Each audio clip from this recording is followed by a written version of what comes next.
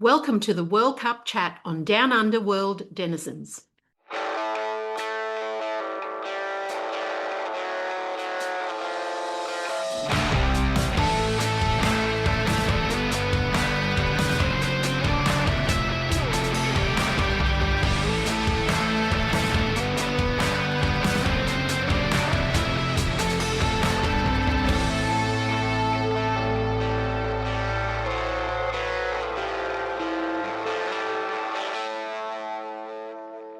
I'd really like to welcome Steve, Tim, and James onto Down Under World Denizens. This is a special episode of Down Under World Denizens where, in particular, we're doing a bit of a crossover with our World Cup report. The World Cup report is not just about the World Cup. It is actually about a number of very large tournaments, including Eurobowl and a Moracle Cup, amongst others.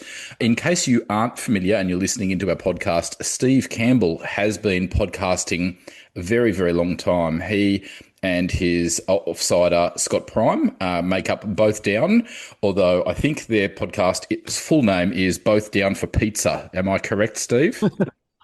Everyone's down for pizza. Come on. And Tim Lyons. Tim is one of the trio of 3 Die Block. 3 Die Block has been podcasting since the very beginning of Blood Bowl podcasts, but Tim has joined more recently than that.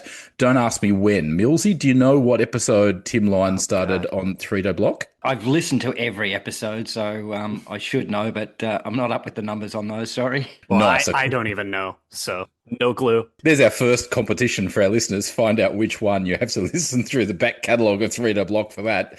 And That's right. our third... I know when I started on mine. That was easy. Yeah, I think we all know that one, Steve. And our third guest commentator is James Russell Wills, who I have been mispronouncing way too often. He is Rabid Bogscum, not Rabid Bogscum, so let's get that out of my brain. He is NAF Vice President, or has been NAF Vice President. He is the organiser of Eucalyptus Bowl, which is the world's 5th major.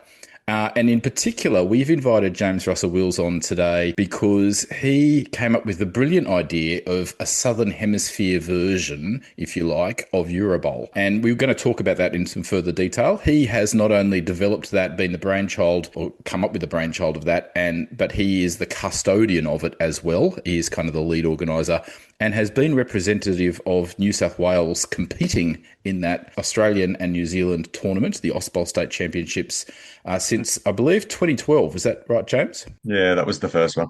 Yeah, fantastic. So welcome. Welcome, James. Second time on Down Under World Denizens. Oh, I had a little brief cameo at a cane toad as well, but yes, second official. Lovely. So I thought we might just duck around the room and ask some of our intro questions of maybe 2 questions to each. That would cover the 6. So, Wilts, do you want to jump in with a question? So for those of our listeners who haven't followed your respective podcasts, Steve and Tim, how did you first get into Blood Bowl? Well, I'll go first since I guess I would say the podcast has been longer, but I have been on mine longer than Tim has been on his. I got into it mainly just because I used to play HeroClix, and then I met a bunch of friends through that, one of them being Scott, my co-host, and we started playing Blood Bowl because HeroClix I had issues with the company, and then I left. And then we wanted to play something else and keep hanging out. He's like, I used to play this game. I really like it. It's about football and fantasy creatures. And he loaned me a book, and I looked through it, read it, saw all the Pete Nifton artwork, and I was like, this sounds like a lot of fun. And then we started playing. That's pretty much it. Excellent. Yep. James, I think I know the answer to this one, but what's your favourite team in Blood Bowl? You've already asked me this, Millsy. It's the Skaven. They're not my current tournament team. I'm not sure whether I want to run them in the new rule set, but Skaven have traditionally been my favourite team. Back when I started, they were the only team that could take all the skills. So I think I said it last time, being the power gamer I am, that's where I gravitated towards. And so what about in the current edition? Have you settled towards a tournament team of choice in the current rule set? Not really. What I found was I was trying to shoehorn the teams I was traditionally good at in the last edition, and I wasn't enjoying it. So I wasn't enjoying playing Amazons and Lizardmen. So I sort of tried to pivot to the new meta, and I've had some good success with Nurgle and humans recently. So they're not aesthetically my favorite teams, but they sort of they've been going all right. So I've pivoted that direction. Nice. Okay, Tim Lyons, a question I genuinely don't know the answer to. Do you prefer a league setting or do you prefer a tournament? Which do you prefer in your Blood Bowl? For me, I actually do prefer league play. I've always liked it better. I would say maybe recently, like the last 10 years or so, I've gotten a lot more interested in tournament play and it's closer for me, but I just always like league the best. That's where I started. It's the most fun to me. I love the building up of teams and all that part of it. And, the themes of your team, the naming the players and the stories you get. I love league play. My real first love. Cool. I'll go with the next one. I'll go to Steve. Imagine GW came to you and said, you can put in a rule, you can take out a rule, you can make a change, you can do one thing to Blood Bowl. What would it be?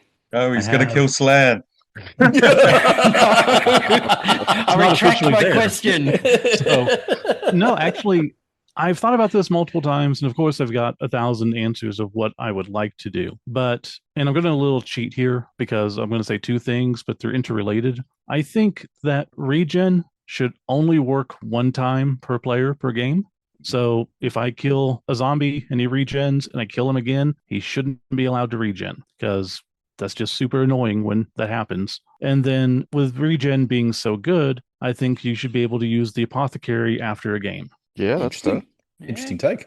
I mean, with regen, and I did this at a tournament, I killed the Vargeist twice, and he came back both times. That's just excessive. And in a league, you're playing, and I might lose someone who's decent, but not great, and I have a great player, and I don't want to use the apothecary to save the decent guy. But at the end of the game, if I didn't use him, it feels like a waste. I should have some option. Maybe it's a 1 in 6 that I can do it or something. But I would like some option to mitigate the losses like what regen teams have. Yeah, I like the sound of that. Makes it a bit more in line with skirmish games like Necromunda, where all your healing and apothecary happens after the game instead of during. Exactly. And you can still do during the game because that's important.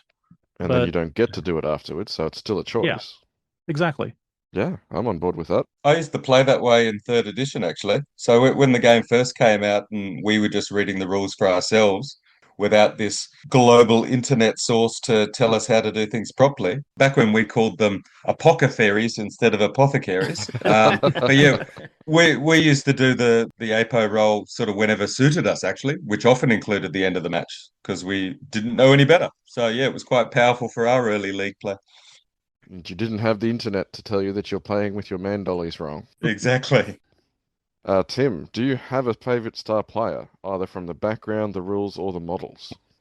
Oh boy. That's a tough one. The favorite star. Oh geez. They're all kind of it's not Jordell, that's Steve's favorite star for sure.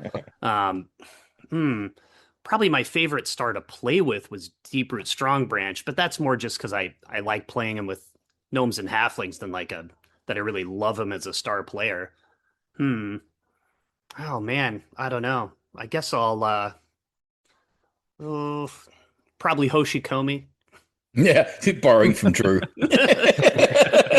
That's really my favorite star is a dead star. Millsy's favorite star is his opponent's dead star. There you go. That's it. Yeah, everybody's favorite star is dead Griff. Yeah, that's true.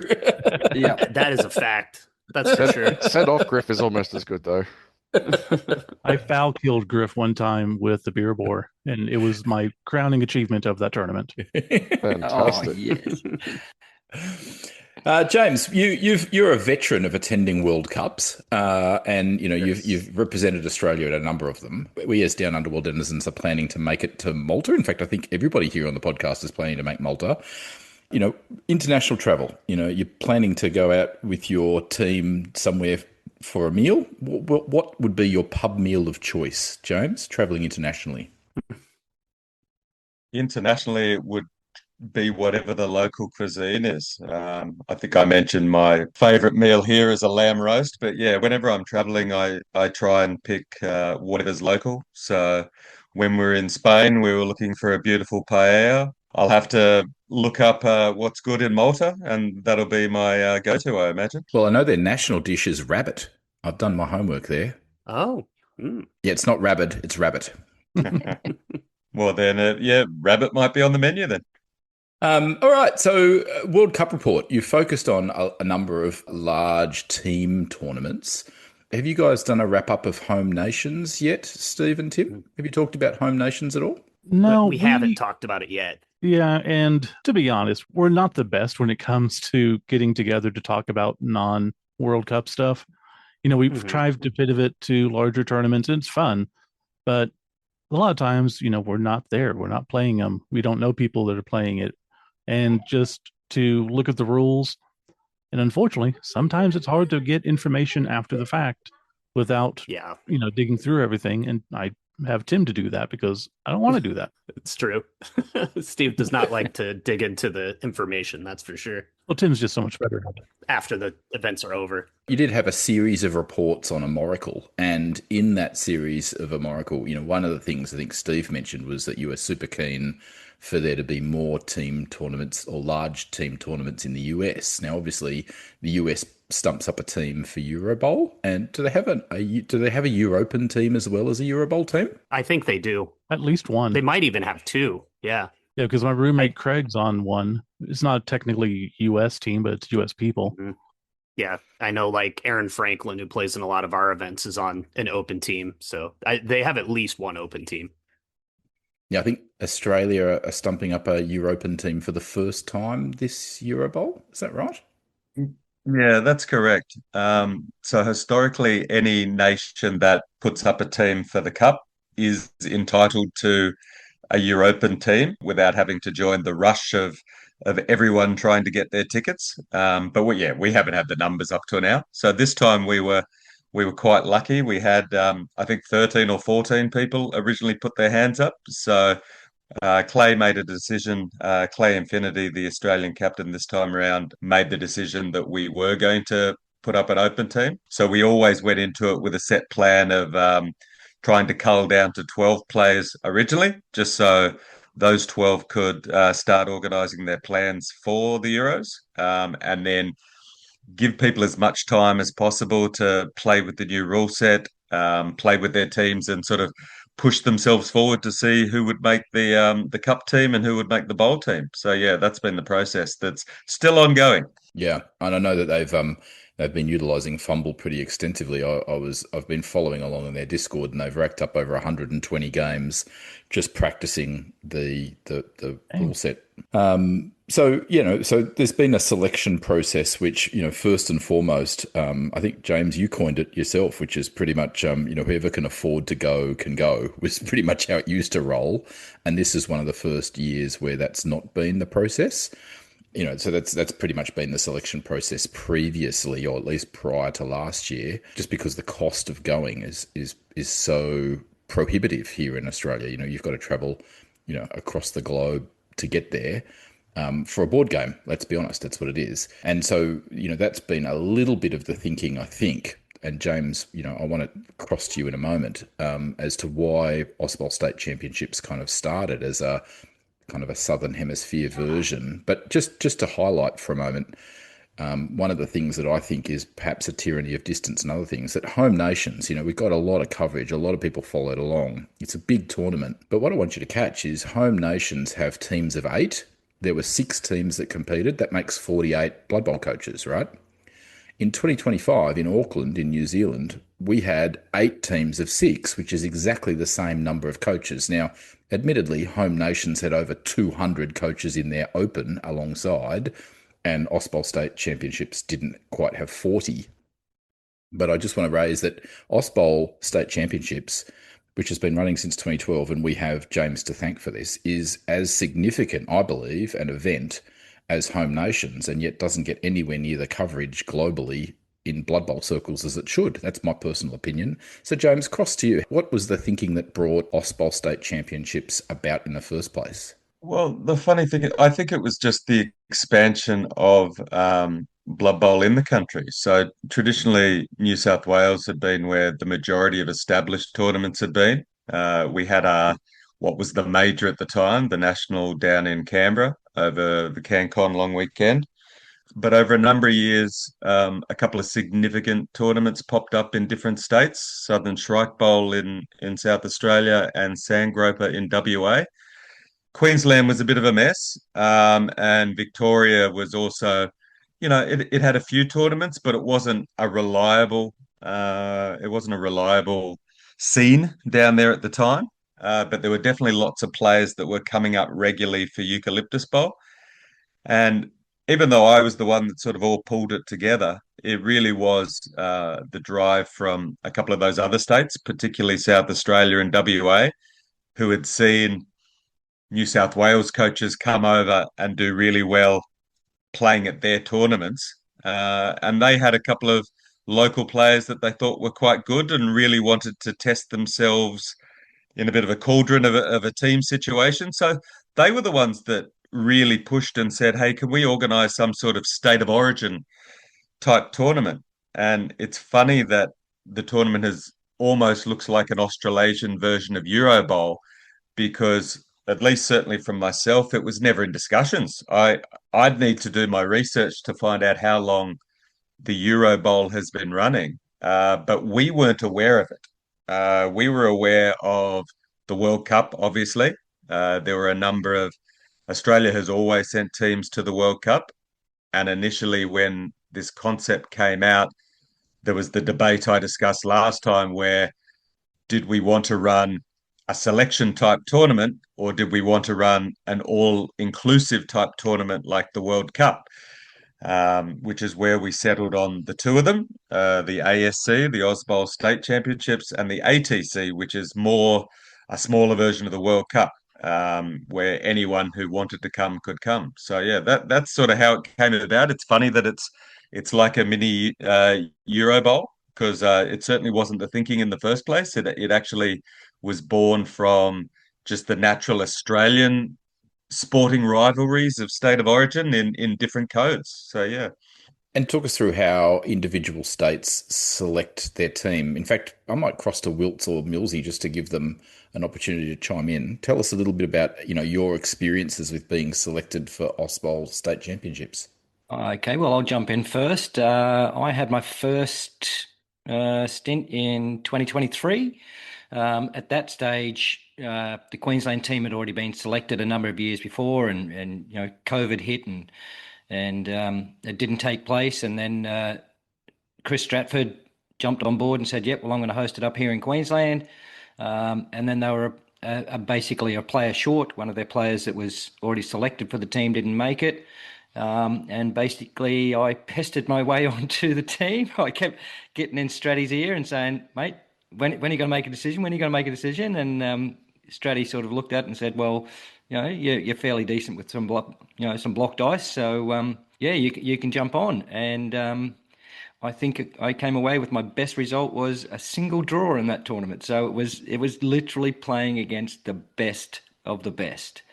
And then after that, we got serious and said, well, we shouldn't have people, not specifically like me, but there needs to be some sort of process. So we came up with a point system, and throughout the year we had selection events that counted points wise to it, and that's how we made the team of 6 to go over to New Zealand last year. Yeah, it was a very clear and transparent process. It doesn't have to be that way, and different states and territories pick the process themselves, or there's a decision made within that community as to how the selection is going to happen, predominantly decided ultimately by the captain of the previous year. Is that right, James? Is that how it works? No, nothing specific as that. Usually there's just some dominant personalities in each location that tend to be the ones that either put their hands up to be captain, like myself, or just start organizing things in the background and put some guidelines in place. There's no sort of clear-cut guidelines, and different states don't, or I certainly don't dictate what the other states do. We sort of leave it up to them. And some of them, certainly it's just who can get on a flight. So it tends to be different from state to state. Yeah, well, in 2023, I was the ACT team captain, and it was actually before 2023. We actually originally planned it to happen in, I don't remember if it was 2020 or 2021, but obviously COVID got in the way and didn't happen. And then a lot of states kept the people who had made their team cut for that when eventually we did run Ausbowl State Champs in 2023. And so the team that I was originally a part of, only two of us, myself and Emma Bigwood, could make it. And so then I needed to scramble to field the rest of the team. It was pretty much, has anybody got some kind of tenuous connection to the ACT? If you do, you're in. And the best part was we didn't finish stone motherless last. That was Millsy's job. Yeah, I helped him with that. Sorry. So, Wilts, you were a ring-in. Tell us about your first Ausbowl State Champs experience. Originally, my first thought was that you were dragging me along just to bully me into signing up to the NAF. That was a suspicion in the back of my mind at the time. But certainly getting out and seeing some of the top players from the different states certainly expanded my horizons as far as seeing the level of play that's out there and trying to elevate my own game. It was a really good experience. It was a really good team of people. Catching up with Laidlaw again was always a good time, and certainly gave me a lot of enthusiasm to try and qualify for the Queensland team for 2025. I did come close to qualifying to the team itself, but I was on the reserves list along with Jason. We had a good time in the Open, and instead of going 1 win, 1 draw, 3 losses at Ausbowl in 23, I went 1 win, 3 draws and 1 loss and came out even at the other side on the Open. I had a similar incremental improvement on my result between 2023 and 2025. Hey, as long as it's an upwards trajectory, that's all that matters. There's a couple of scares in Auckland where I thought I was going to be called up to the main roster, and that was going to be a bit of a scary prospect, but didn't end up happening because people turned up just in the nick of time. I think there was 2 minutes left before they got replaced on the Saturday morning. Yeah. And yeah, funny things can happen when you're on tour. So Wilts, just while we're there, tell us a little bit. I mean, that's a really interesting reflection that it actually kind of opened your eyes to that really competitive play. Do you think that's been a helpful process for you representing a territory in this particular instance?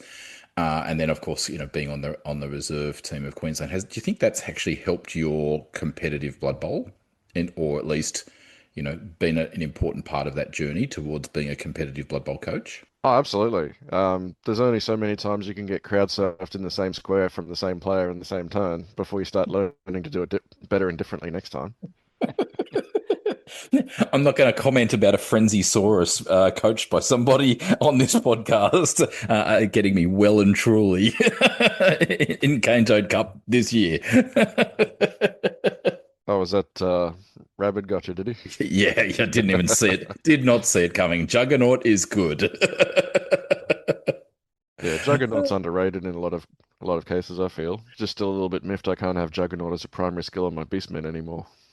Anyway, we're talking about your competitive Blood Bowl. Yeah, keep going. So yeah, definitely you have to be a lot more careful and a little bit more conservative in positioning, but you also can't take too much time doing it because there is a hard clock on competitive games. So certainly having a good support team around the region to do a lot of practice games and get into the mindset, grind out some sets, definitely goes a long way to improving. But ultimately, at the end of the day, you've just got to get out there and play more. And the more you play, the more you're going to improve. But certainly, the more you play against more competitive players like Jawa and all them, you're certainly going to do yourself some favors as far as trying to learn from it. Yeah, I said the same thing about it. It's, like you can be one of the best players in your league, and you're thinking, oh well, I know all these things, and if you make a mistake, sometimes they don't even notice. And then you go to tournaments around your state and so on, and then you start finding there's other people that are probably better than you, and you do make a mistake, and they do notice. And then when you don't even think it's a mistake, but they make it look like one anyway. Yeah, and then you go to something like Ausbowl, where you are playing the best of the best from every state, and you make a mistake in that, and not only do they notice it, they punish you severely. So it's a massive learning curve playing with that many people that have qualified to get onto their teams, and some of those states there's quite a lot of coaches down there, and jockeying for position to get onto the team. So if someone's on a state team, they're worthy of that. And they will punish you severely. And so we've heard about the Open. James, tell us a little bit about the thinking behind. I think there's a reason for that, in terms of NAF approval. About there's an Open that runs alongside the Ausbowl State Championships. Do you want to tell us about that? When we first created it, there was some specific articles in the NAF Charter that actually ruled out invitational tournaments to being NAF approved.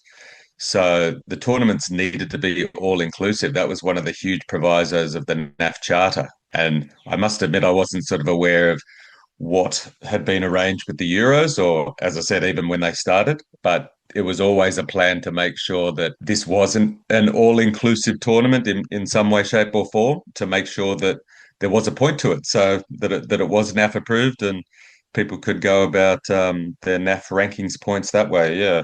Yeah, so I guess some states and territories have a fairly loose selection process. I think Western Australia has sometimes been, pretty much who's prepared to travel. And, people who think Western Australia is a little way away is like saying that London is close to Kenya. That's I think that distance is less than between Perth and Sydney. So it's a massive distance, and likewise from Adelaide, it's not super close to get up to some parts of the eastern seaboard of Australia. It's quite a trek. Now there are good flights, but they're not super cheap. And so obviously that's an impost on sometimes your best coaches from those places coming. There's also the commitment of the time to travel there, accommodation, obviously the tournament cost itself, food, all the rest of it, time away from the family is a time cost, all those kinds of things. So it can mean that those teams, obviously, need to consider in terms of, can their players get over there? And then you've got New Zealand. Now, James, do you want to fill us in a little bit about how New Zealand operates at Ausbowl State Championships? I think I put my foot in it at least once in terms of, it's a little bit fluid in terms of how many teams they stump up. Yeah, absolutely. I mean, New Zealand sort of self-invited themselves to the second edition of the tournament. I'm not sure what was going on behind the scenes, whether Adam in South Australia directly invited them, or how that came about. But that second iteration we had, that was our first time with 8 squads, with New Zealand and a Barbarians team. And they sent a team to the third one in WA when ACT and Queensland dropped off and we only had 6 teams. And then when we were in Melbourne, so for Victoria, again, I sort of leave most of the process to the host state, and ultimately New Zealand were sending 2 teams to the Victorian one. So at the moment, there's a few things in place now on the back of them hosting it, in terms of how they determine who's attending. So it's strictly not supposed to be a New Zealand A and a New Zealand B team. We have tried to differentiate them the same way we've sort of got our state borders, and they don't necessarily associate themselves as North and South, but that seemed the best geographical split to do New Zealand as. So, look, my understanding is for next year, New Zealand will probably only stump up 1 team. So we will be looking at a Barbarians team or potentially a Tasmanian team if they want to take up the invite. I think personally, I'd actually quite like to see a Barbarians team, but with a few Tasmanian players and a few New Zealand players, I think would probably be the ideal setting. Could be a good way for some of the keen Tasmanian coaches to get their feet wet without, really scrabbling around to try and find six coaches to bring along and get smashed. So that'd be my hope for next year at this stage. So Tim and Steve, crossing to you, have you ever attempted to get onto the US representative team to Eurobowl? No. I've considered it, but no, the process, like you said, changes a lot of times and can be hard to navigate for me. And I just didn't have the time ever yet either. So no. I just have no interest in that level of gameplay. I play for fun. I'm not looking to win every game or get worried about, if I lost. I don't like losing, but I'm not going to win 6 games in a row. So I'm not going to worry about it. Okay. And so tell us about your selection process for your Oracle Cup teams. Ultimately, Oracle Cup is just straight open. It's you find people who want to go with you and you go, So like my squad was me and Scott, and then Craig, my roommate, and Gary, Scott's best friend since he was a kid, who introduced him to Blood Bowl. We decided to go as a squad. We went. That was it. Nice. So Tim? And for us, I mean, really wanted to have Drew, Chance, and myself all as a team. So then we just really needed to figure out a fourth player, and Nick played on our World Cup team when we went to that last time. So he was the first person we talked to about doing it, and he was interested. So there you go. It's pretty much 3-die block plus Nick. So there wasn't like a tryout, like who wants to be the fourth die? I know we really should have done that, maybe, but no, he did well, so it's fine. Meanwhile, Jeff Stagey is fuming in the background or somebody. I don't know. Oh, he was. I'm sure. I'm sure he was. Well, the thing too is, America has a ton of great coaches and just really, really good coaches, and those coaches tend to travel. So there was no doubt that we pretty much knew who the top 2-3 tables were going to be. That's not even including Canada, which, puts up their own solid teams every time. There's no world where I'm going to be on a squad that gets that high. So it doesn't do any good to even worry about. I could have practiced more. I could have, we could have game planned or something more, but ultimately I'm just going for fun.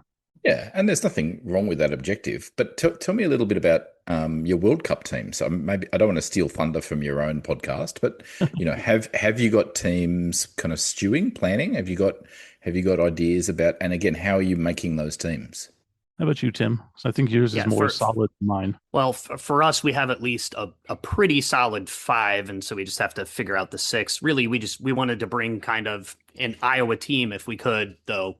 Ideally, we'd have Drew as well, even though he moved. So we kind of are trying to select the best people we can from the area, but the number one thing is willing to go to Malta. It's just a lot bigger trip than if you're in Europe, as I don't have to tell you guys. So just a lot more expense. So people are willing to go and interested in it, and then ideally the best players we can get. But we wanted to try and get people from our area, so it's really kind of an Iowa team if we could. Yeah, and for us, I know right now it's Craig and I because we live together, so that makes it easy. And we asked Joe Smith, who's in Missouri. He's a good friend. Most possibly our buddy Austin. We don't know yet. Really, it just comes down to who we want to travel with and who we want to hang out with. Yeah. There's no shame to anyone else, but we want to have a good time. Now, there is also, I'm in Colorado, and we have the Cobra, which also includes Wyoming and New Mexico, even though New Mexico never has a tournament. Wyoming has some. They are going to try to get their own squad together to get one to World Cup because there's at least 2 or 3 guys who are interested in going. So we're hoping to spread out to get more people to go than normally would because everyone loves going to the World Cup and it's a great time. And why not? Yeah. So I guess in the US, you've got kind of tournament series. Is that what you're talking about, Steve, when you're talking about the Cobra? Is that what that is? Yeah. We have multiple tournament series which go by state pretty much. So since we're so large, I think there's 8 tournament series, something like that. I just made a website, right. usabloodbowl.com, just to try to coordinate things because we are so large. It's so hard for people to have one place to go to get information. So California has its own series. There's one that covers the Northwest. There's one that covers the Northeast. There's one that covers the South, one that covers the Southwest, one or Southeast, and then Midwest. There's a ton of them. And everyone's run by different people. They have their own different rules for the most part, but it tries to propagate tournaments in the area and get people to go out to more by rewarding attendance and their play. That's done really well. We just really need to kind of push it along even further because even with all the states we have, we got 58 states, 48 contiguous. I'm trying to hit every single one. There's been a lot of states that I've had to go and run tournaments because no one does, like Montana, North Dakota, South Dakota. If you just think about it, you're like, well, there's probably nobody there that plays. There are people that play everywhere. It's just they're not playing tournaments. They're playing leagues. So it's a way to really try to drive them into doing tournaments. Hopefully more people do, they travel more.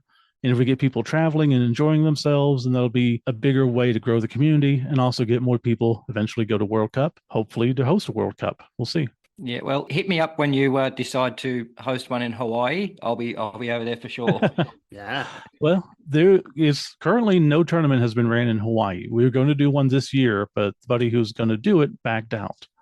So that probably won't have a tournament there for 2 years. And that being said, I don't know anybody in Hawaii to even conceive I'm of going putting it next together. month, Steve. You should have let me know. Oh, well, look at you. Too late. So, yeah. Advance party, scout the talent, get the lay of the land. Let's go. That's right. My cousin lives there, but he doesn't play Blood Bowl. So maybe I I'm can pretty convince sure him we while were- I'm there. Set Yeah, up that great. tournament for you, Steve. Growth mindset, Tim. He doesn't play Blood Bowl yet. Yeah, Exactly. right. Exactly. So, yeah, and then you've got, unlike, Australia is a continent in its own right. It actually, Right. It basically doesn't have any borders without crossing over ocean. I know we're Americans, but we know that. I mean, Yeah. our education isn't that. Yeah. Well, hang on a minute. At least for us. I'm comparing and contrasting for a moment. Give me a sec. I know. So, Give you a hard time. so in the US, of course, you've got both Canada to the north and Mexico and on to South America in the south. Although my understanding is you actually can't drive from America down to Argentina. It's impossible. Anyway, It's not impossible. It is not smart because there's or areas easy that to are, do. yeah, I because don't there are think- areas that Yeah. aren't roaded and then they're controlled by forces you don't want to deal with. yeah, And then all I don't that even fun think stuff. I don't even think there's a road that goes all the way through. But anyway, Right. that's, Yeah. I don't think there's like a legitimate road that you can Who just needs take and roads? do that. Just get in Yeah. a Jeep and go. Yeah, you can, as long as you can off-road it, you could do it. Yeah. Yeah. Weirdly, my brother told me about that because he wants to cycle from north of Canada to southern tip of South America, but it's another discussion for another day. That'd be amazing. Nice. Yeah. He's Yeah, even nuts. that's probably hard to do. He's Oh, yeah. he's permanently retired and cycles the globe. That's what my brother does.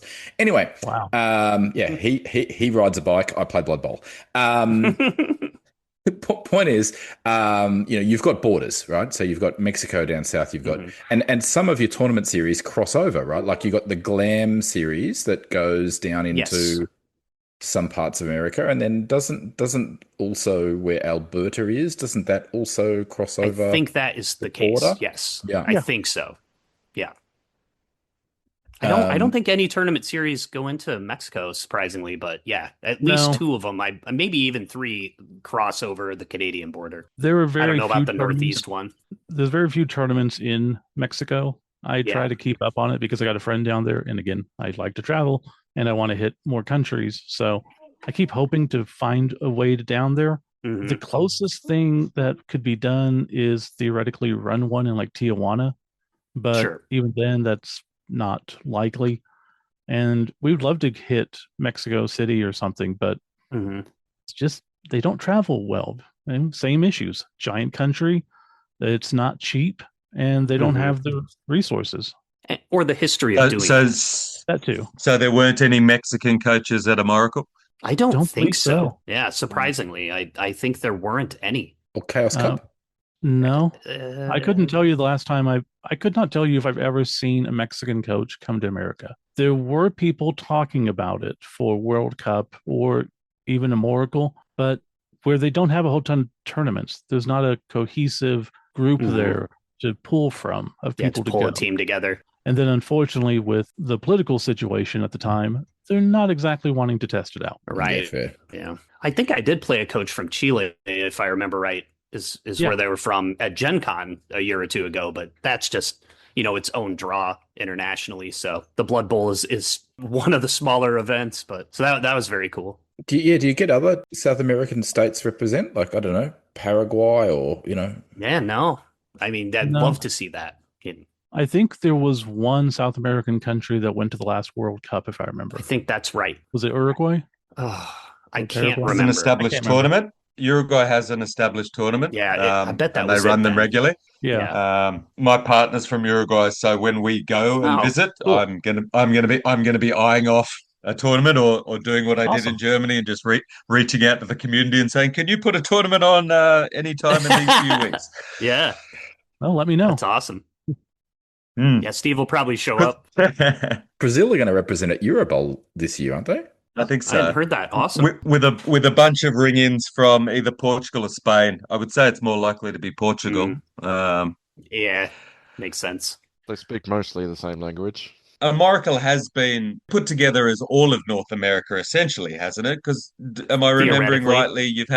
You've had luchadori themed players, and you've tried to structure it that way as well. Yeah, it's theoretically all three countries. And again, North America has, 17 countries, something like that. Mhm. But for the sake of argument, we only look at the three main ones because that's what most people think of. And this last one was much more dedicated for Detroit. So it was kind of French themed. Mhm. But the previous one did have a luchador and a George Washington guy, and then a Canadian moose, I think. So Mhm. they tried. That's right. And we would love to have Mexico host it one time. It's just they've not stepped up. We don't know anybody. And unfortunately, Americans are Americans. Not a ton have passports. So your attendance is going to be more limited. And then And I mean, even distance. a Moracle itself should be bigger for how much Blood Bowl there is in the US. Even though it's the biggest tournament ever in the Americas, it should be 100 or 200 more at least. So I don't know. It kind of needs to be built up to get itself to where it should be before anything else. Unfortunately. Speaking of building it up, so at the moment you've got a Moracle and it runs how often? Yeah, good question. They've changed that several times. Are you up on it now, Steve? Yeah, they initially wanted it every 3 years. And then, so they did 2016, and then we got COVID. So that got pushed off. And then eventually we got Ottawa in 23? 23, No, I think. 23. 23. Yeah. And then they did the one in now in 26. So I think they're pushing for every 2 years after this. We're not positive, and they haven't made it public. But the idea, I think, is to make it every 2 years. So it's a year before World Cup and a year after World Cup. But we don't know. Having it not end up on the same year as World Cup is really important. The 3-year thing would end up eventually being a big problem. Yeah, that's why I pushed back on that so hard. But yeah. I think they're going to do every 2 years, which I would love. Yeah, because that would be great. I do want it to be a corollary to Eurobowl and your guys' Ausbowl. We want a large squad tournament that is semi-regular enough that people get excited and plan and go to. And I mean, I would love an even more direct corollary to those events where it's the regional or state-based teams. And, there's some selection process and an open that goes along with it, but there is no tournament like that here. Yet. Come on, Tim. Where's your growth mindset? Correct. Yet. I keep leaving off my yets. You're right. So honestly, though, I've given that thought. And it's just not feasible because we can't field a team of everybody from every state. That's literally never that couldn't happen. There's just states who won't have 4 people who will come to a tournament. Yeah. Well, I mean, the first question is how many people per squad, right? Like Eurobowl's 8. Yes. Yeah. Right. Ausbowl teams championships is 3. Now, the problem, the problem with 3 is if you have an odd number of teams, there's no easy way to resolve it. If you've got 4 or 6 or 8, you can kind of do a bit of a blended bottom table or bottom 3 tables or whatever to kind of at least make sure everybody gets a game. But 3, there is no way you can split. You have to have a ring-in team to make a team of 3 work. So you say that, but I went to a tournament one time, and what they did is they took the bottom 3 teams and then split them up to play against each other. And it worked. Now, I don't know how they did it functionally, but it worked. And I think Blood Bowl team manager, someone was posting on, they have a Discord, and I think someone was posting on there about it. And there's a way for them to do it in the software. Yeah, there's a feature. Yeah, correct. But as I said, Oh, teams nice. of three, you can't do it to.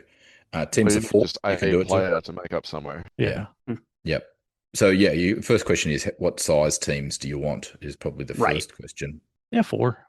I think 4 is good. I mean, that'd be my initial thought, but it could be anything. Yeah. I wouldn't And then- start with 6 or 8 in the States. It's hard enough to get the teams of 4 set up. And then James, run us through. We haven't had every single state and territory or island represent every year for Ausbowl state champs, have we? No, we haven't. So we had 6 originally. So we had New South Wales, Victoria, Queensland, South Australia, WA, and ACT at the first one. And then New Zealand and a Barbarians team got added for the second one. For the third one, we kept New Zealand, but we lost ACT and Queensland. And then we were going to have them all again. No, we didn't have ACT and we didn't have Queensland again for the fourth one, but New Zealand sent 2 teams. So that one got a bit mucky. So we ended up with 7 squads because ACT pulled out really late. So we had formed a Barbarians team unnecessarily. So we had sort of the awkward thing of odd teams. So what we ended up doing is rolling some of the open players. So when they had a buy round, we rolled the open players into the main tournament and had them play against them. But yeah, what it's told us is we always want even teams for us. And as much as if you've got more scope for it, so I imagine if it ever kicked off in the US and you did expand it, you've obviously got 50 plus states that you could draw from if you were going to do it that way. Right. We work really well. We wouldn't be inviting other players. So as much as I know Babs has spoken about wanting to, get a bit of recognition for the tournament, we wouldn't sort of want to expand it out where, like the home nations, we invited a traveling team. So, From other countries.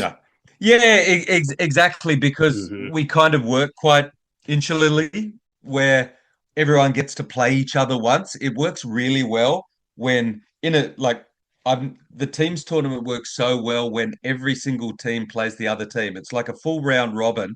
So there's nowhere to hide. No one has a slightly different draw where they miss out on another team. Makes sense.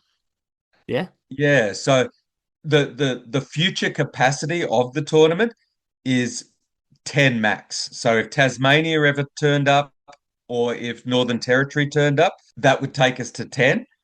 And that would turn us into a 3-day tournament like the World Cup where we would be playing 9 games again. So everyone plays everyone, because I think that's been the real strength of the tournament. And then having a Barbarians team is kind of what we do to fill the gaps, to make sure that we're just even for every edition of the tournament. So I have a question regarding that. Have you given any thought, because like you said, Australasia area, have you given any thought to trying to get some Asian players down? Or people at least who live in the Asian countries, because there's nothing there. And like Indonesia or like Southeast Asia, Steve, you mean? I got a friend who lives in Vietnam. Now he's not Vietnamese, or Vietnam, he lives or anywhere like Vietnam. that. Mm-hmm. So there's people that over there that play. I know there's a league or a couple of leagues in Japan. I think they're primarily, American soldiers on base, but there are players out there. And if you open it up to that, maybe have like a Ronin team or something, and just try to get more people coming over. It'd be neat. I think the potential for that would be as a Barbarians team. So we could certainly use them as that alternative. Yeah. But I would definitely want to be keeping our even teams. I think when you look at the NAF sort of global tournaments thing, there is this assumption that people don't play in Asia because we don't see any established tournaments. Now, I know when I went to Dornbirn, 2 of my teammates were Aussies, but they were expats that were living in Hong Kong. So I know there's leagues that do exist in these areas. And if I'd done a bit more research, there was actually a tournament. There was a new national coordinator or just someone involved in the NAF, can't remember where, maybe Singapore, that reached out to me last year, finding out how do you run tournaments and set them up, and how interested would Australian players be in attending my tournament, and how interested would they be on attending it, say, on the way to another tournament in Europe? So if it's a year that the Euros are on or the year that the World Cup's on, would there be any benefit to running this tournament 1 or 2 weeks out from that as a stepping stone and a way to do it on the way to these tournaments? Yeah. That would be cool. I think James is right. They're very there have been one-off tournaments. I think the Philippines and Thailand have both had one tournaments, but they haven't really established themselves as a tournament year after year after year. I think if there was something like that, I think there'd probably be several people wanting to reach out and say, hey, how do we bring you into, the wider collective of what we're doing? But that doesn't ever seem to have happened. Am I right there, James? To the best of my knowledge. Yeah. Even aware of many that have run in Asia. As I said, I'm more aware, just from word of mouth and talking to some expats that there are players out there.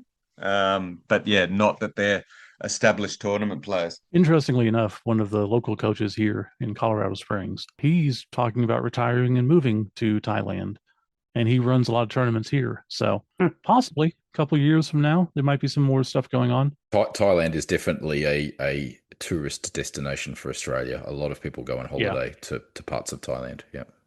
So, so I guess the point that I'm trying to make is if there was something of this ilk, like a Euro Bowl or Ausbowl State Champs kind of esque tournament in the US, there would be no requirement for every single state to stump up a team. Right. You could just say, well, those who want to come, then there needs to be, you stipulate what you want. Well, there needs to be some kind of selection process that needs to be written somewhere. We take teams of X representing your state. And I think you'd want to then think about, okay, do we invite Canada as provinces? Is that how that would work? Do you invite South American countries as countries? Like, I don't know. I just don't know how it would work, but interesting possibilities. Yeah. I like it, and it's something to look into. The problem with that is it would possibly be seen as stepping on the toes of a Oracle Cup, which is already, established. Now, if they do go to every other year, conceivably could run a championship on the off year, but then it's only going to happen once every 4 years because one of those years is going to be, the World Cup, and probably don't want to run it the same year. No. I guess we could just do it earlier in the year. Right. And so it's possible. I mean, we could look into doing that as a secondary to a Oracle Cup because we don't want to step on their toes. It's a great tournament. And they're established, but something that would be more invitational would be interesting. Yeah, I just don't think there's somebody who's set it up and run it. Is the main reason it hasn't occurred. And probably just people think there wouldn't be the interest, but I don't know. Yeah. I feel like the attendance at a Oracle alone and prove that probably isn't true. I bet you could get enough attendance at that. But at that point, 30 Tims anyway. Yeah, there's a lot of... If you're having a big squad tournament every year at that point, does it make it less special? Which then maybe, but I mean, Euro Bowls every year other than World Cup year. So yeah, but yes, it'd make it a little less special, I suppose. You could run it opposite the World Cup. So right, that's the year that you're saying that a Oracle probably wouldn't run. Yes, right. And the other thing you need to navigate is in Australia and in New Zealand, interestingly, their tournament series tend to operate along the lines or the boundaries at which the teams come from. So right.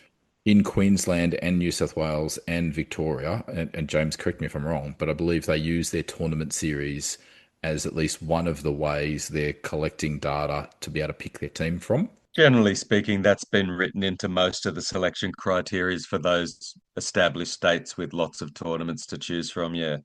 So whereas in America, you tend to have multiple states within a tournament series. Yeah, we kind of have to for the most part. Right. And the tournament series in the US, there's like wildly different amount of tournaments and coaches too. So very true. But that's the same here too. Like, yes, I'm sure. Yeah, that's true.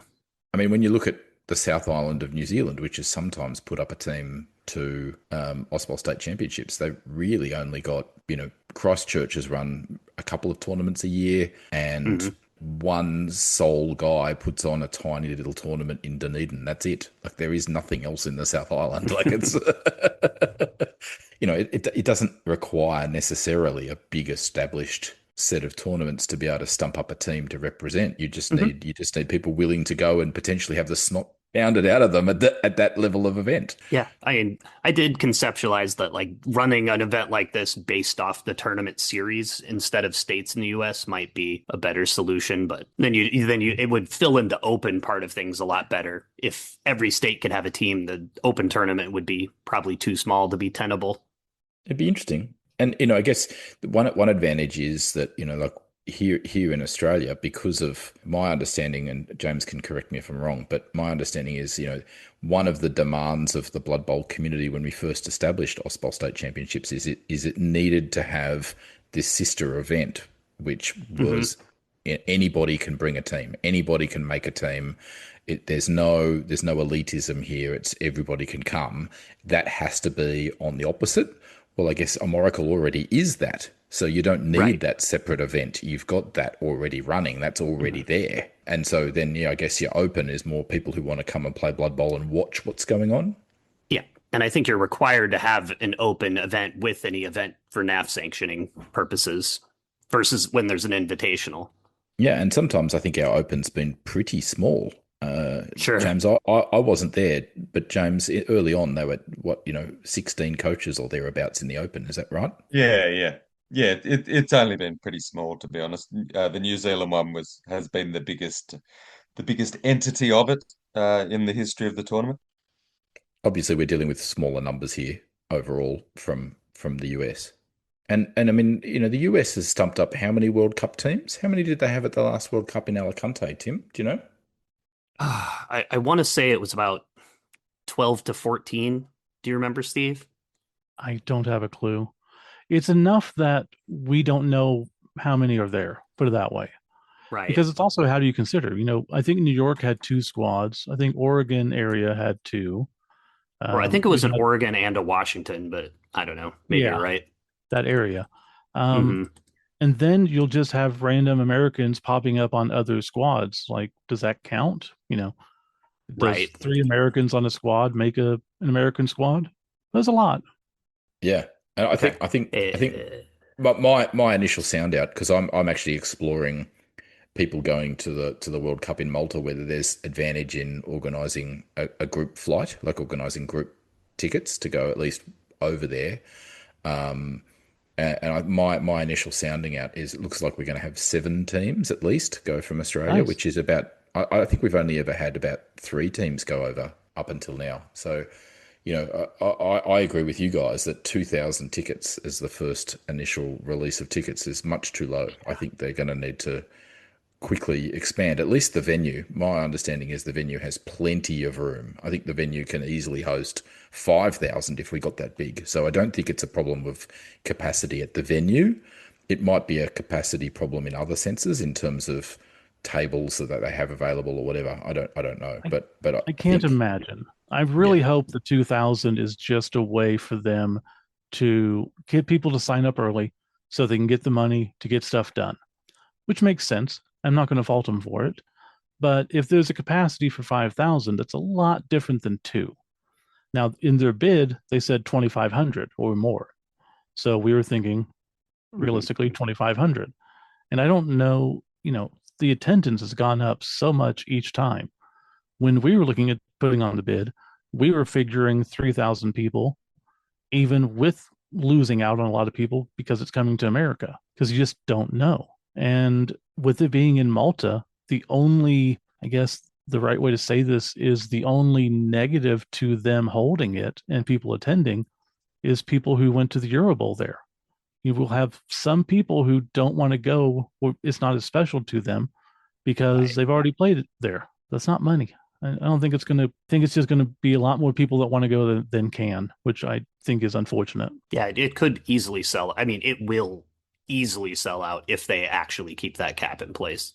Easily. And I think also in the US, so you've got this many teams going to World Cup, and you've got, the Euro Bowl team doing very well internationally speaking. Did they come runner up or something? They were runner up, or like 2 Euro Bowls ago, I think. Right, not last time, but the time before. Right. So I I would assume that all these tournament series and all these, competitions like World Cup and Eurobowl is really generating the same kind of cogwheels that mean that, some kind of in the Americas competitive tournament scene would just sit really well as terms of a development tool in that process and really keeping that flywheel running of developing the best players that you've got. Yes. I think that would be true. Yeah. Yeah. I want to think of the right way to say this. And so Eurobowl, the winner of that gets to host the next time if they haven't. That would be cool to do with America. But if we're looking for people to hold a tournament for 300 people or more, that's a lot. And we can find places to do that, but a lot of times it's cost prohibitive, and there's not as many big time organizers who would want to take that on, I think is the issue. I think that's the biggest issue with why this doesn't already exist. Yeah, because when we do a Oracle Cup, people are going to put in a bid. There's going to be 3 bids, maybe 4, and that's a Oracle Cup. And that's about the extent of the high level tournament organizers who want to take on that extra burden. And then to do that for another event and then hopefully tie it to whichever region wins gets to host it. It's a lot to undertake. And I don't know that we have the dedication of enough people to do that. Yet. Back to the ads. Yeah, absolutely.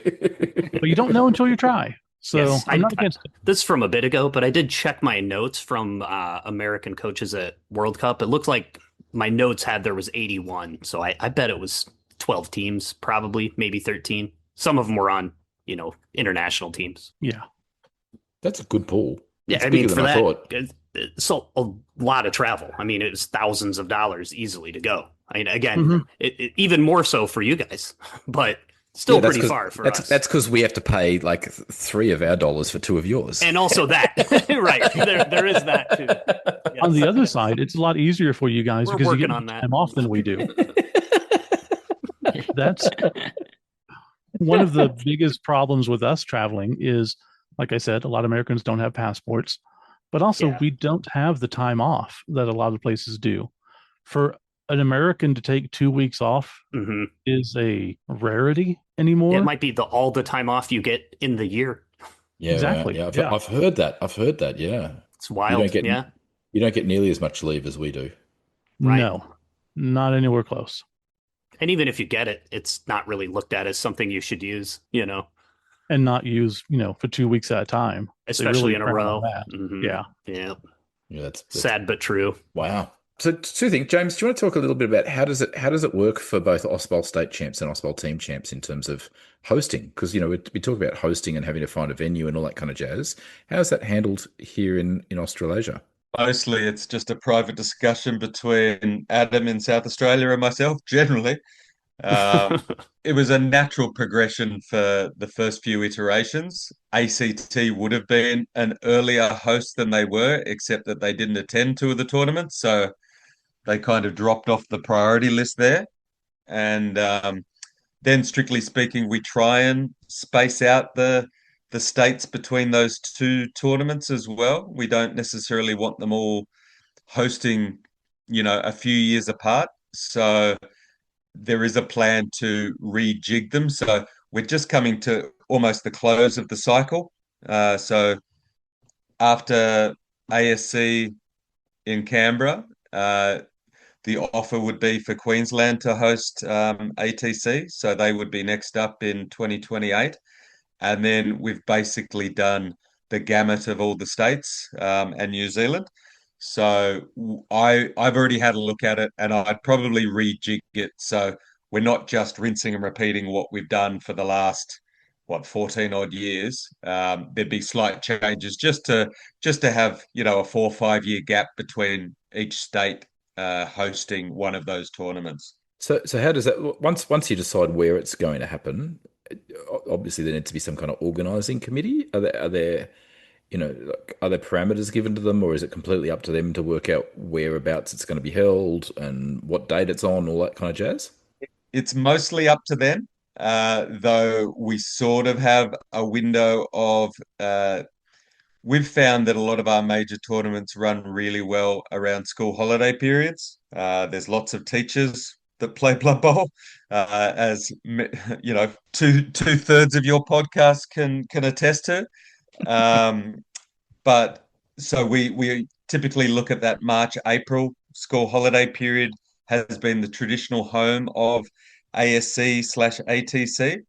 Now it's been offered to later periods for New Zealand. So when New Zealand hosted ATC and again when they hosted ASC, it got offered in the latter school holidays, the September school holidays.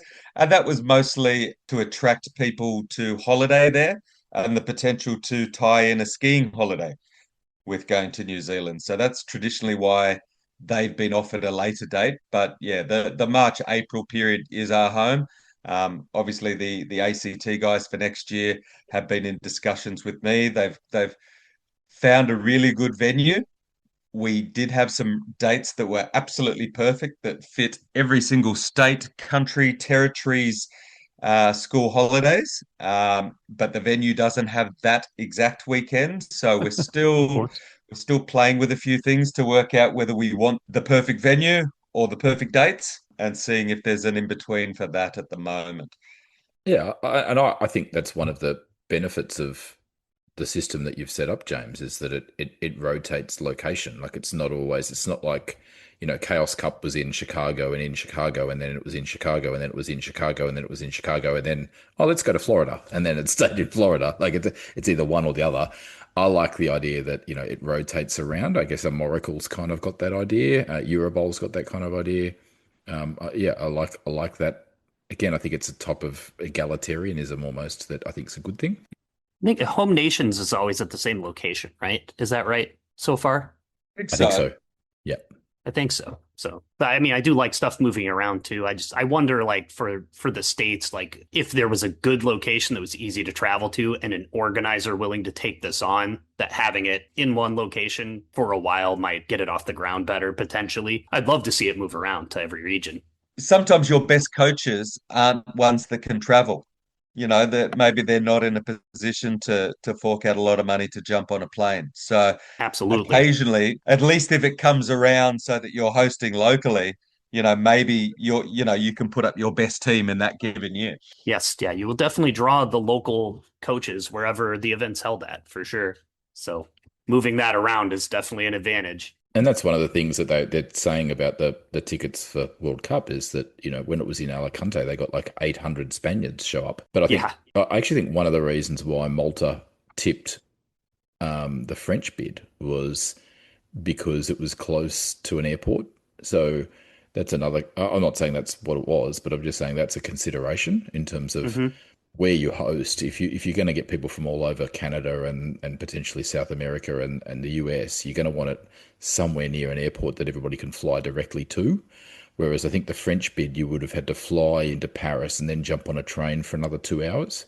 Yeah, that did seem odd. You saying I shouldn't host this in Iowa? I don't know. I know nothing about it. Yeah, no, I shouldn't. We don't even have the trains, so you have to fly in and then figure it out. That said, if I ever get to the US, I am 100% going to the shop. I'm going there. I'm going to go see Chance. He'll be there. Yeah. So what you're saying that the airport there, you can't fly direct from many places? Is that what you're saying, Tim? Yeah. I mean, there's not like really international airports in the state, honestly. Not really. I mean, Chicago's fairly close, but it's a couple hours away, you know, and like they don't do trains in the States. Like for whatever reason, they don't believe in that. I don't know. Because we developed alongside the car. I mean, it's really what it came down to. It's true. Yeah, and with America, you know, Americans don't mind traveling, 2 hours by car.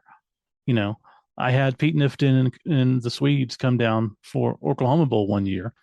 I go down to Dallas, pick them up. Dallas from Oklahoma is 2.5 hours or so.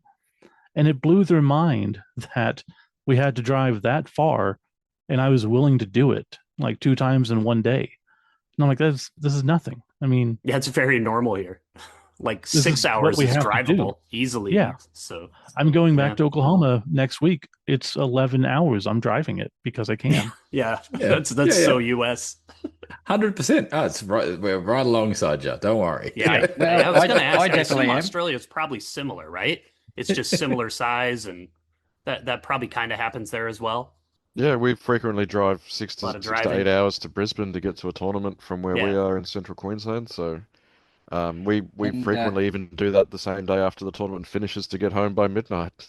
Mhm. Oh yeah, that's our way too. I figured it would be the same. yeah, I actually travel 2.5 hours each way for a league match from where I am here in Bundaberg to go to Gladstone. Or if we go to Rockhampton, it's 3.5 hours. Go up, do my league match, turn around, come back. Distance kind of doesn't mean anything down here. Yeah. Yeah, Drew was Right. doing that for the Drew league was in doing that. I Oklahoma. was going to say the same. Yep. Yeah. I'm It- taking a it leaf out of blows- your book, Millsy. I'm actually playing at Maurer on Tuesday. Well, hey, But it blows Europeans' minds. You tell Yeah, them that. they wouldn't drive 20 minutes. It's like that's too far. Well, That's probably three most of countries those away. European countries, you can't drive for 2.5 hours without crossing 3 borders. Right. Right. Exactly. Yeah, it's just so different.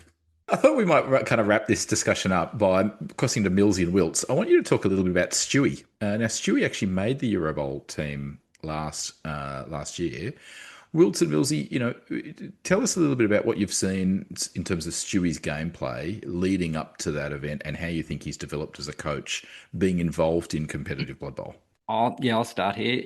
He's it's just leaps and bounds. Like playing him prior to Euro Bowl, I thought I knew what he was going to do every time I'd front up to play him, and then after Euro Bowl, it's like, oh, hang on, where did that play come from? What?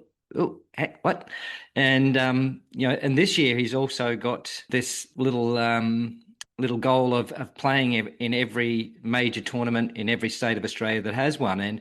And I've spoken to him many times, like, you're playing in different metas. Here in Queensland, we have this kind of the way we play, and you'll get the same teams all the time, but just him playing against, different metas in Australia, but then let alone the Euro Bowl. And Stewie was really bummed about his results.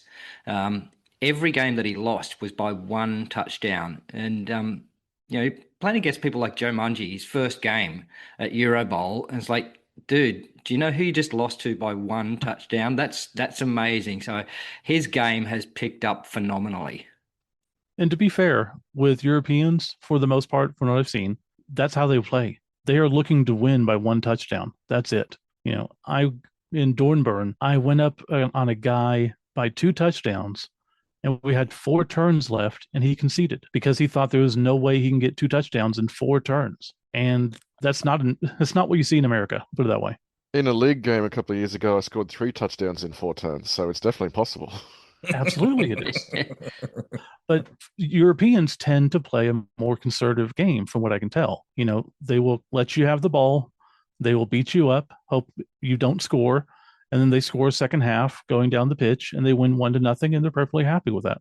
Wilts, anything else you wanted to Yeah. comment about competitive gameplay and maybe watching Stewie's game or what you think it's been in terms of Queensland tournament scene with our tournament series? Anything there you want to add? I was just going to go back to Stewie for a minute. So once he got his name on the list for heading to Hungary for the World Cup at Budapest, he did manage to get to a lot of tournaments in the lead up, and he played the same roster or as close to the same roster as he could at every single tournament to get some reps in. But to me, the biggest thing was he put himself under a lot of pressure that he probably didn't need to. Now, obviously, yes, he's got the Australian jersey on. He needs to try and be the best that he can. But incremental steps is definitely more important than trying to have a light year gap from where you think you are to where you want to be. And I think the biggest thing is that Stewie didn't really see, obviously because he's living inside of it, he didn't see his own improvement over time as being as big as it was. So from 2 years, 3 years ago, playing some league games, just throwing stuff everywhere, see where it sticks, to having a game plan, making changes, changing the plan in between turns if a different opportunity presents itself. Stewie's got everything he needs to do to be a world-class player. Now, Stewie's also well known in Australia for rolling a lot of ones. And that certainly does happen at the worst possible moments. But he's leaning less on having that take him out of his plan and actually planning around failures rather than just having it completely collapse his entire game. So he's definitely got everything he needs to be a competitive player. The number one thing is confidence and taking a smart risk here and there. Like a lot of times he doesn't go for it because he goes, oh, I'm just going to roll a one, so I'm not going to go for it. But he has opened up in the league this season into taking a couple of more risky plays, and some of them have paid off. So obviously that's not a very European way to play, is they don't take any risks. But if you want big flashy plays, you've got to take a risk here and there. Yeah, and I think the other thing I really would just want to compliment Stewie on is, he actually put his hand up to be on the Euro Bowl or European squad this year, and he didn't make that cut. He was one of the coaches that didn't make the team, and he took it in his stride. And he said, "Well, if given I was setting aside funds to do that, I'm going to spend those funds going to every single major Blood Bowl tournament in Australia instead." And so I've already taken his apologies for Tournament of Champions here in Queensland, because he's going to be at Bush Chook Cup in WA. Hats off. That's a brilliant goal. And I think he's pushing his Blood Bowl journey further by competing at all these other events. Absolutely. I would have loved to get over to ATC in Perth this year or Bush Chook Cup eventually, but it just doesn't quite work for me as far as the financial situation. Otherwise, I'd be right there with him. Yeah. All right. I want to wrap this up, but I just wanted to give Tim, Steve, James, anything else you'd like to add before we wrap up? I just want to say thanks for having us. I mean, it's hard for, Australia and America to get on the same page time-wise, but more than happy to do so and happy to come back anytime. And I guess I'd like to ask you guys, have any advice for us from the future? I mean, like people in the past like us could really use some good notes on what's going to happen tomorrow. One thing I would like to see is, it was something that I discussed with a few of the US coaches at the last World Cup. I was expecting to see a World Cup bid from you guys that tied in with your major. So I would like to see any future bids mapped around the Chaos Cup as well. I think that would be a huge draw card for it. So obviously you'd have a different organizing committee sort of thing, so it's not putting too much pressure on the same people. But I think that would be a big feather in your cap to get you guys over the line to actually win those bids. Yeah, we discussed it last time, and I don't remember honestly which side of the fence we fell on that, but that was my opinion as well. And I don't see a reason why we I know you were doing a lot of research related to that, like hotels and stuff in the area, even to plan that exact thing. Yeah. Yeah, we initially were going to put the bid in for Orlando, and no, they wanted $250,000 food guarantee before even talking about anything else. Yeah. It's like this. I think there's something else you need to solve for the US bid. You know what else you needed for the US bid, Steve? The first step there is you need James Luft to join a political party, right? Then step two, great. run for president. Yeah. I think that might kill him. It's worth it, probably, Steve. I mean, I'd hate to see that happen to James, but I mean, we could probably all use the help. I mean, we all know he's got the charisma. Yeah, that's true. That's true. I think he's too honest. So that's his problem. You're probably right on that one too. All right, guys, I just want to say thank you so much, all three of you, for saving the time to come on Down Under World Denizens. We really appreciate. We love collaborations. We'd love to come on. Any of the three podcasts that we're not currently on. So 3 Block, both down or World Cup Report. Let us know. We're keen, always keen, or whether we're chatting about frogs or something else, preferably something else, because we're a bit sick of it. But always happy. I'm not sick of it. So what we need is a cane toad team, and then everyone's happy killing him, right? It is nice. It is literally the name of our largest Queensland tournament, Cane Toad Cup. Right. Exactly. Yeah. And I know it's a national sport to just at night go out with a golf club and just start whacking. Yeah, cane toad golf is the thing. Yep. You tie some sinkers around their back legs and throw them on somebody's roof if you don't like them. So I will say this, and if anyone ever uses this against me, I will kill you. So do not. I have a phobia of frogs, like There we are. straight up Oh, phobia. man. So The true reason you don't like Slan. no, I don't have a problem with fake ones. I just destroy me if I play against them. So a ceramic frog you're okay with. Yeah. It's just the real one. Yeah, real ones not so much. Space frogs No, are okay? the correct. So if I find myself across from you at a World Cup, I should wear a frog onesie. That's fine. If you pull out the real frog and put it on the table, I'm gone. Just to go on the public record, the correct way to kill a cane toad is you stick it in a plastic bag and stick it in your freezer. That is apparently the most humane way to get rid of them. So I'm told. Nice. And if you look at the screen right now, hopefully you should see I'm actually wearing a MILF shirt. Yep. Man, I love frogs. That's a MILF shirt. Nice. I guess I'd be miffed. I hate frog. Lads, there is one thing we've got to do before we let you go, and I'm going to hand you over to Wilt because he seems to be the guy that does this. Oh, you could have taken over for me, Millsy, but that's okay. Steve, James, and Tim, if you could just give us all at the same time, if possible, an enthusiastic rendition of the phrase, "That's brilliant." You want to give us a countdown? 3, 2, 1. That's brilliant. Okay. Well, not at the same time.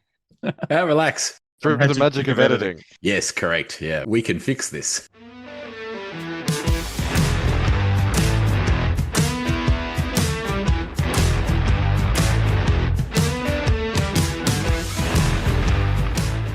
One of the things that I really wanted to emphasize this episode is the brand new launch of Tats Tabletop's solid skill system.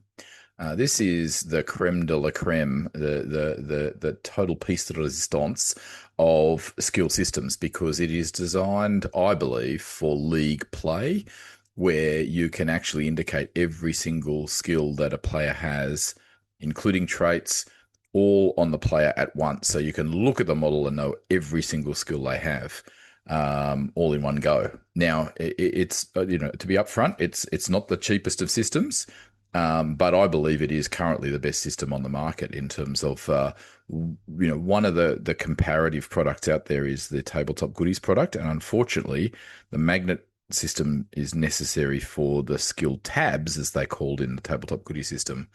They can fall loose because the magnets just aren't quite powerful enough. Whereas the way the solid skill system works is you actually push fit the skills into the base. It's not dependent upon magnetics. It's dependent upon a nice tight fit. You can literally just lift it out again. The same method is also used to put the player name on the base plate.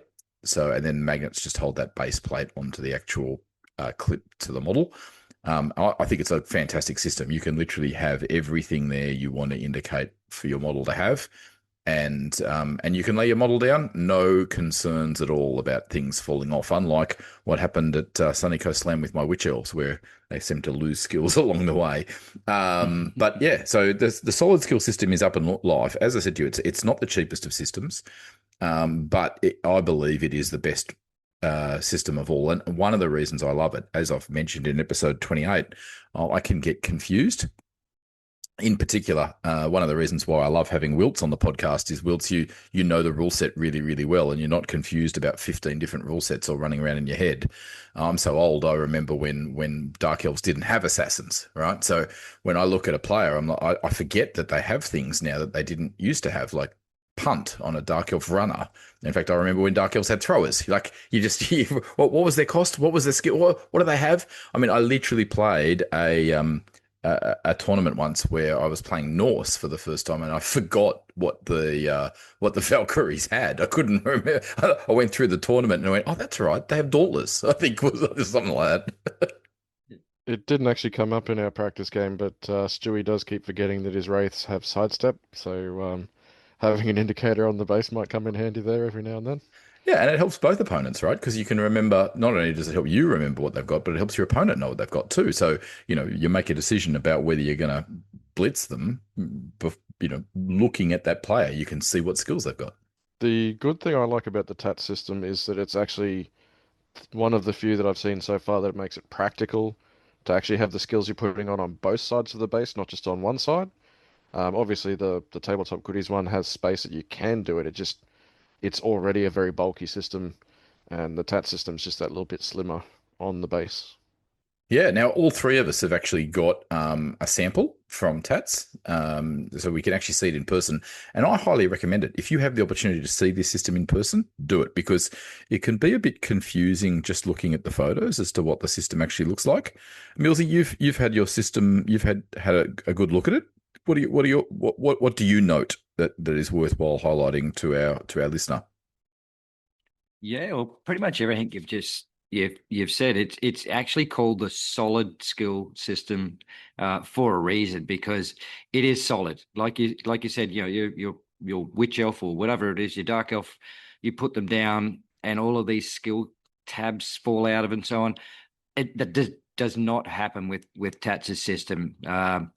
You have a base plate with 2 magnets in it, which is really good.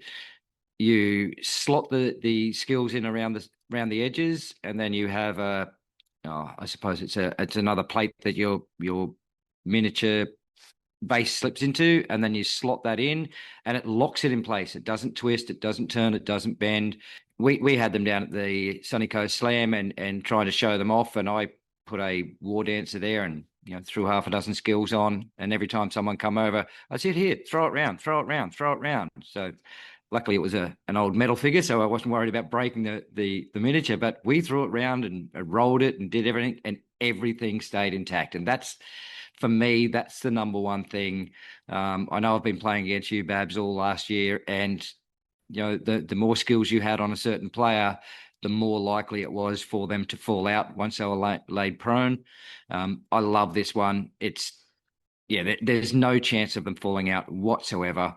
He does make them in 25 mil, 32 and 40 mil base sizes. So, if you've got little halflings on your 25 mil bases, or if you've got your big guys, that all works. I know in the system that he has that he's working on, he will actually have a new ball carrier token that will fit in and slot around this, so it will fit in nicely. So I know, some of the ball carrier tokens on the market at the moment, you kind of have to place them on top when you've got a skill system. This one will fit down neatly into there. And like you said, you cannot miss. Every skill that you want to put onto that player is on there. So if you're in a tournament, your opponent knows straight away. I've mentioned that there's a couple of other things at the moment. I'm using some of Bravo's the skill rings, which are awesome if I'm taking a single skill on a player at a tournament. But in a league match, I've got one player that's got fend and shadowing. I've just got them randomly, and there's no skill tab or no skill ring system in existence that has those two as an option. So this one here that I can literally put on every skill that I want, it is perfect for me. Yeah, and I just want to run through what this solid skill system does for you.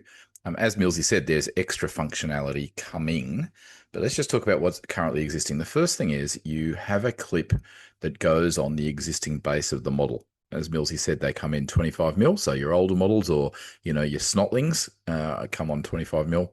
That there's a size for them. Your 32 mil, which is the current size of regular players, and your 40 mil for your big guys. All those sizes are available. But the clip, the plastic clip that goes on your existing base, also indicates what type of player they are. So you can have red ones for blitzers, you can have your green ones for blockers, and so on. In addition to that, the next thing you can put on is a colored number. So you can actually number your players using this system. So, if two players chucked your blitzers at position, 3 and 4, well, you quickly slot in 3 and 4 and clip them onto your blitzer. Doesn't matter that your blitzer has a number 12 on the shoulder pad. If you've got this solid skill system in place, you can just literally pull out a number, stick another number on, and away you go. And those numbers are color, like you can get them in a variety of colors. So you can actually color them to theme your team because they're different. They're a separate piece to the clip-on coloring for the position of the player.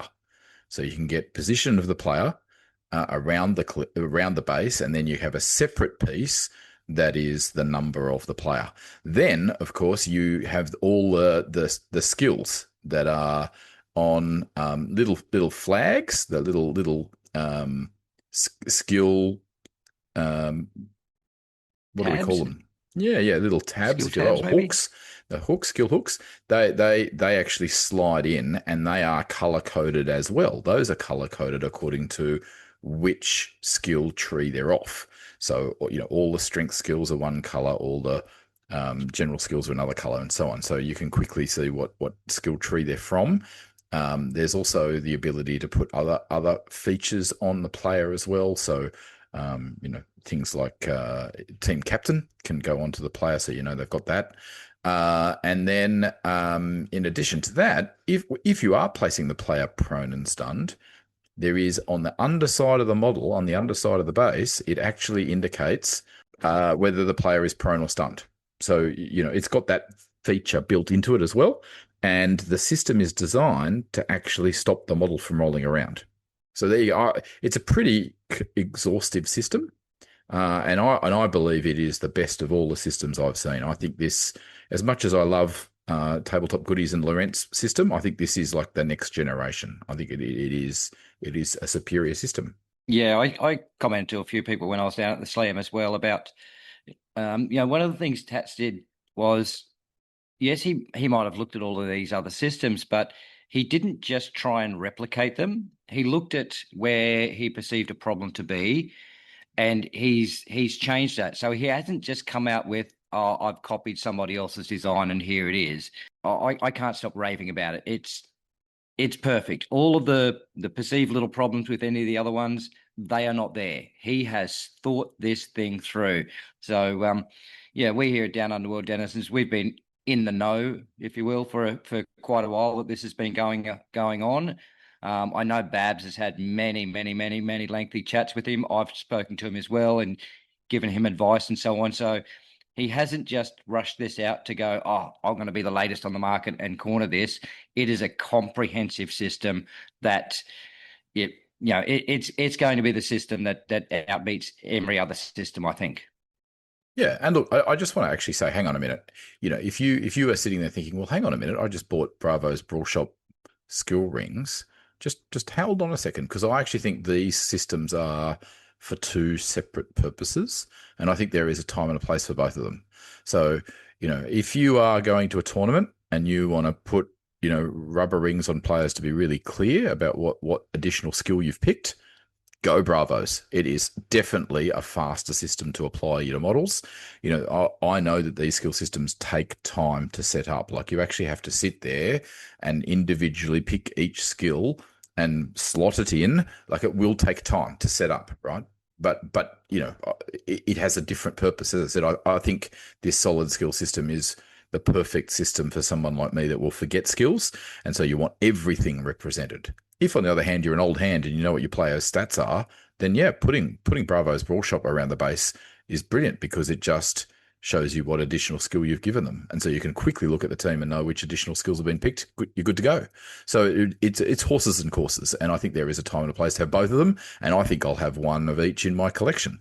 Yeah, well, I've already got some Bravos, and I've told Tats that the moment that they're ready to go, I'm getting some of these as well. So I will have both systems, and I will use both systems, because they both have their place, whether it's league or tournament. They both have their place on the Blood Bowl pitch.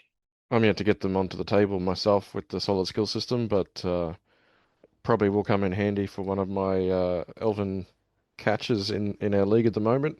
He's running around obviously with catch, diving catch, and nerves of steel, but he's also got dodge, leap, and sprint to go with it. So just overloading everything onto the one player and just chuck him down the pitch. How much TV's caught up in that player? 170. He's a star player right there. He was missing my last game against Warner. I'll be knocking him. He was missing my last game against Warner, and a couple of other lines were missing as well, and I managed to actually induce the Swift twins. Oh, wow. Hey, guys, I do want to just say, hey, guys, there is actually some really cool stuff coming out of Bravo's Brawlshop that I just wanted to really give a big promote to. First is dice cups. They're coming. So there are Bravo's Brawlshop specific dice cups. My NAF dice cup that I made for the original Tournament of Champions in 2023 is looking a little tired, so I might be getting myself a new one. That'd be nice. But the big one, the big announcement is that Bravo's Brawlshop are launching the Brawlbag. Now, this is a big pre-order that Johnny Bravo is putting on, and I want to encourage you to get onto it.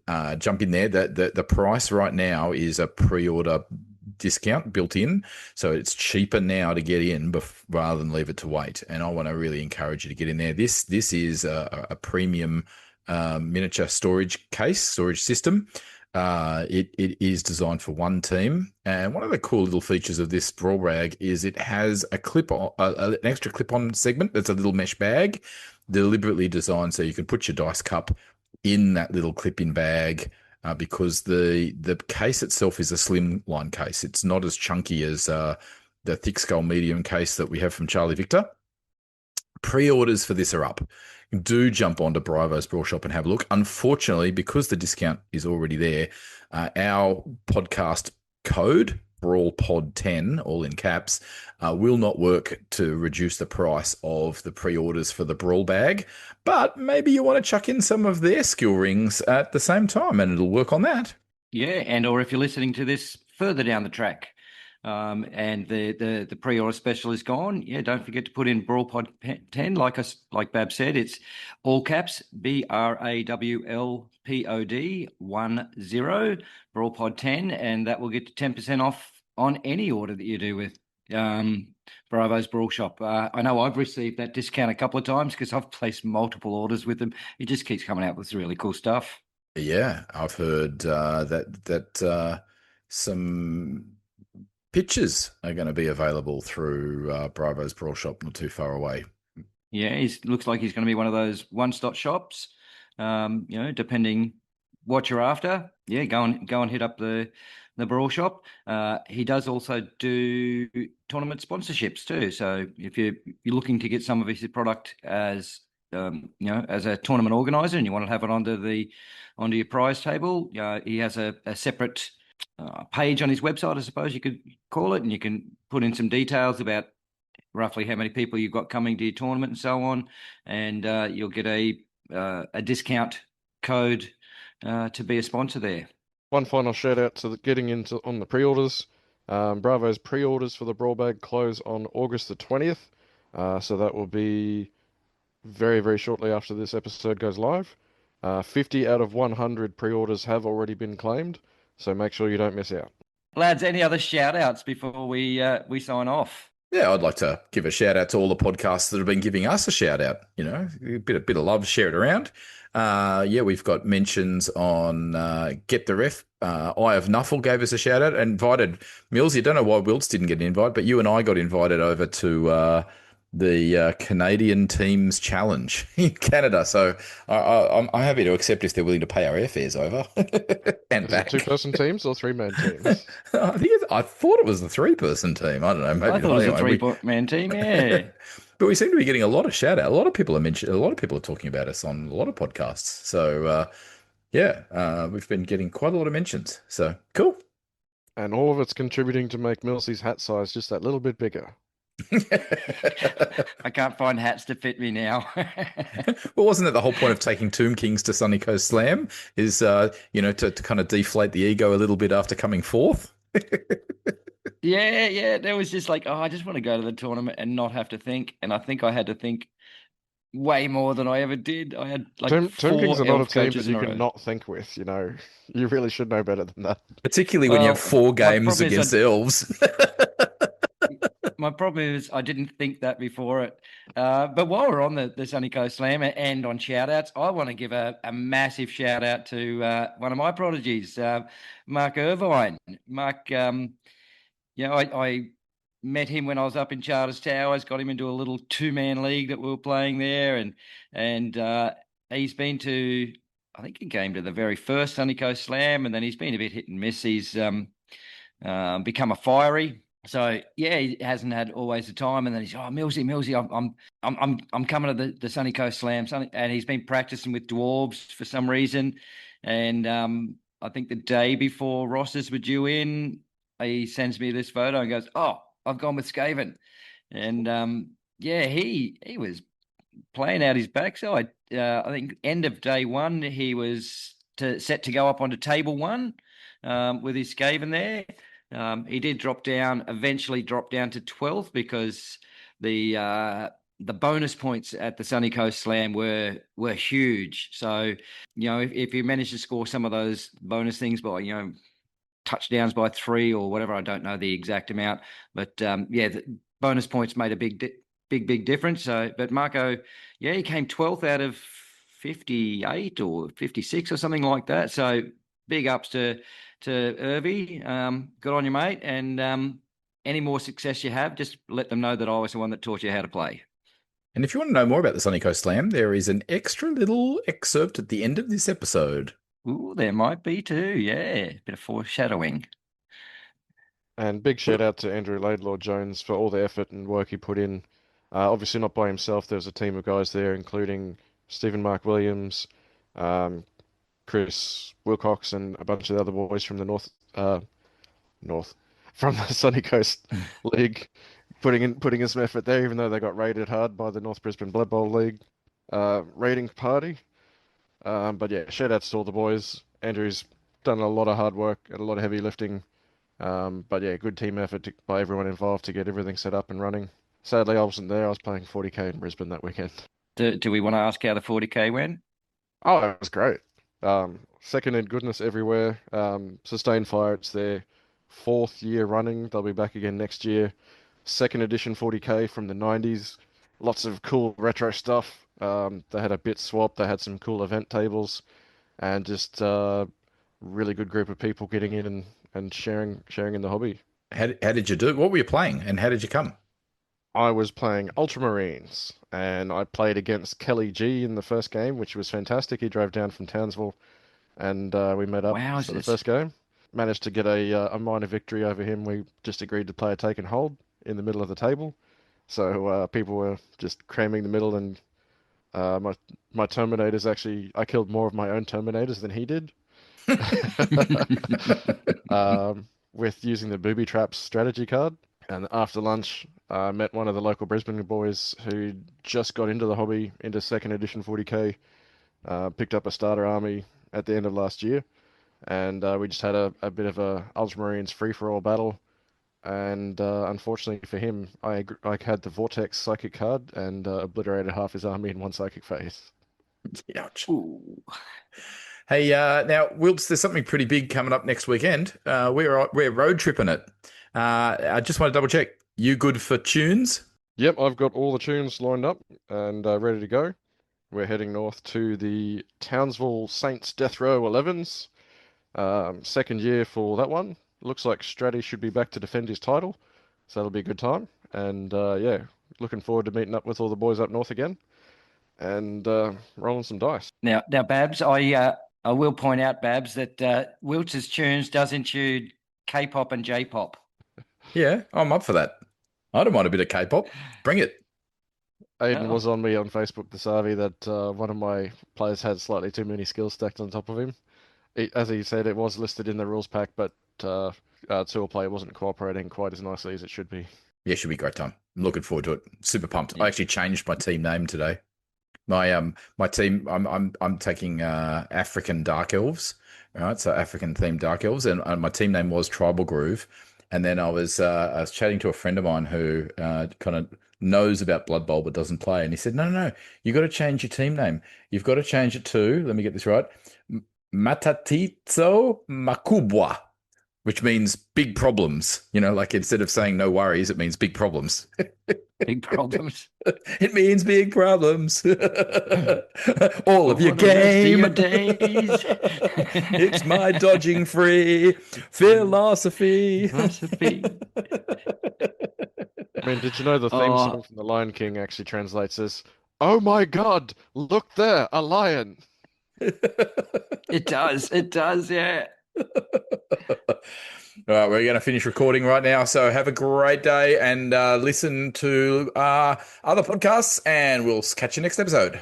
Ooh, before we go, do we want to tell them that in a couple of weeks' time, there's going to be a very, very, very special episode with a very, very, very special interviewee? I guess you just did.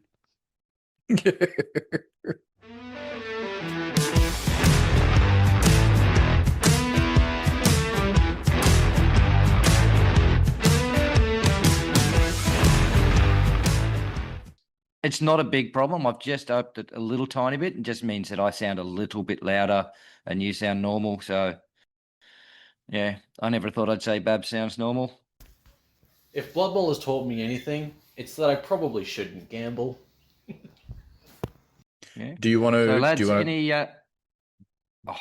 Just talk over the top of me, Babs. That's going in the edit. Hey! Listen, I I excel at that, so why stop now? That's true. Let me introduce James Russell Wills to you, Steve and Tim. James feels like he knows you because he's been listening to podcasts for a long, long time. I've chatted with him a bunch. There you go. That's great. So, Tim, you're in Iowa City. Yeah, that's right. Exciting, I know. And you're the lead commissioner of the Iowa City Blood Bowl League that operates out of Chance's store. That's right. And also organise a bunch of tournaments out of the same store. Indeed. They're never too large, but I run a lot of them. None of which I think is news to James because he listens to your podcast just like I do. Sure. I don't even skip through the league stuff. Man, I'll let Drew know to stop wanting to cut that. I'm a school teacher, so I have a habit for stating the obvious. You'd be surprised how many people miss it first time around. It's true. Yeah.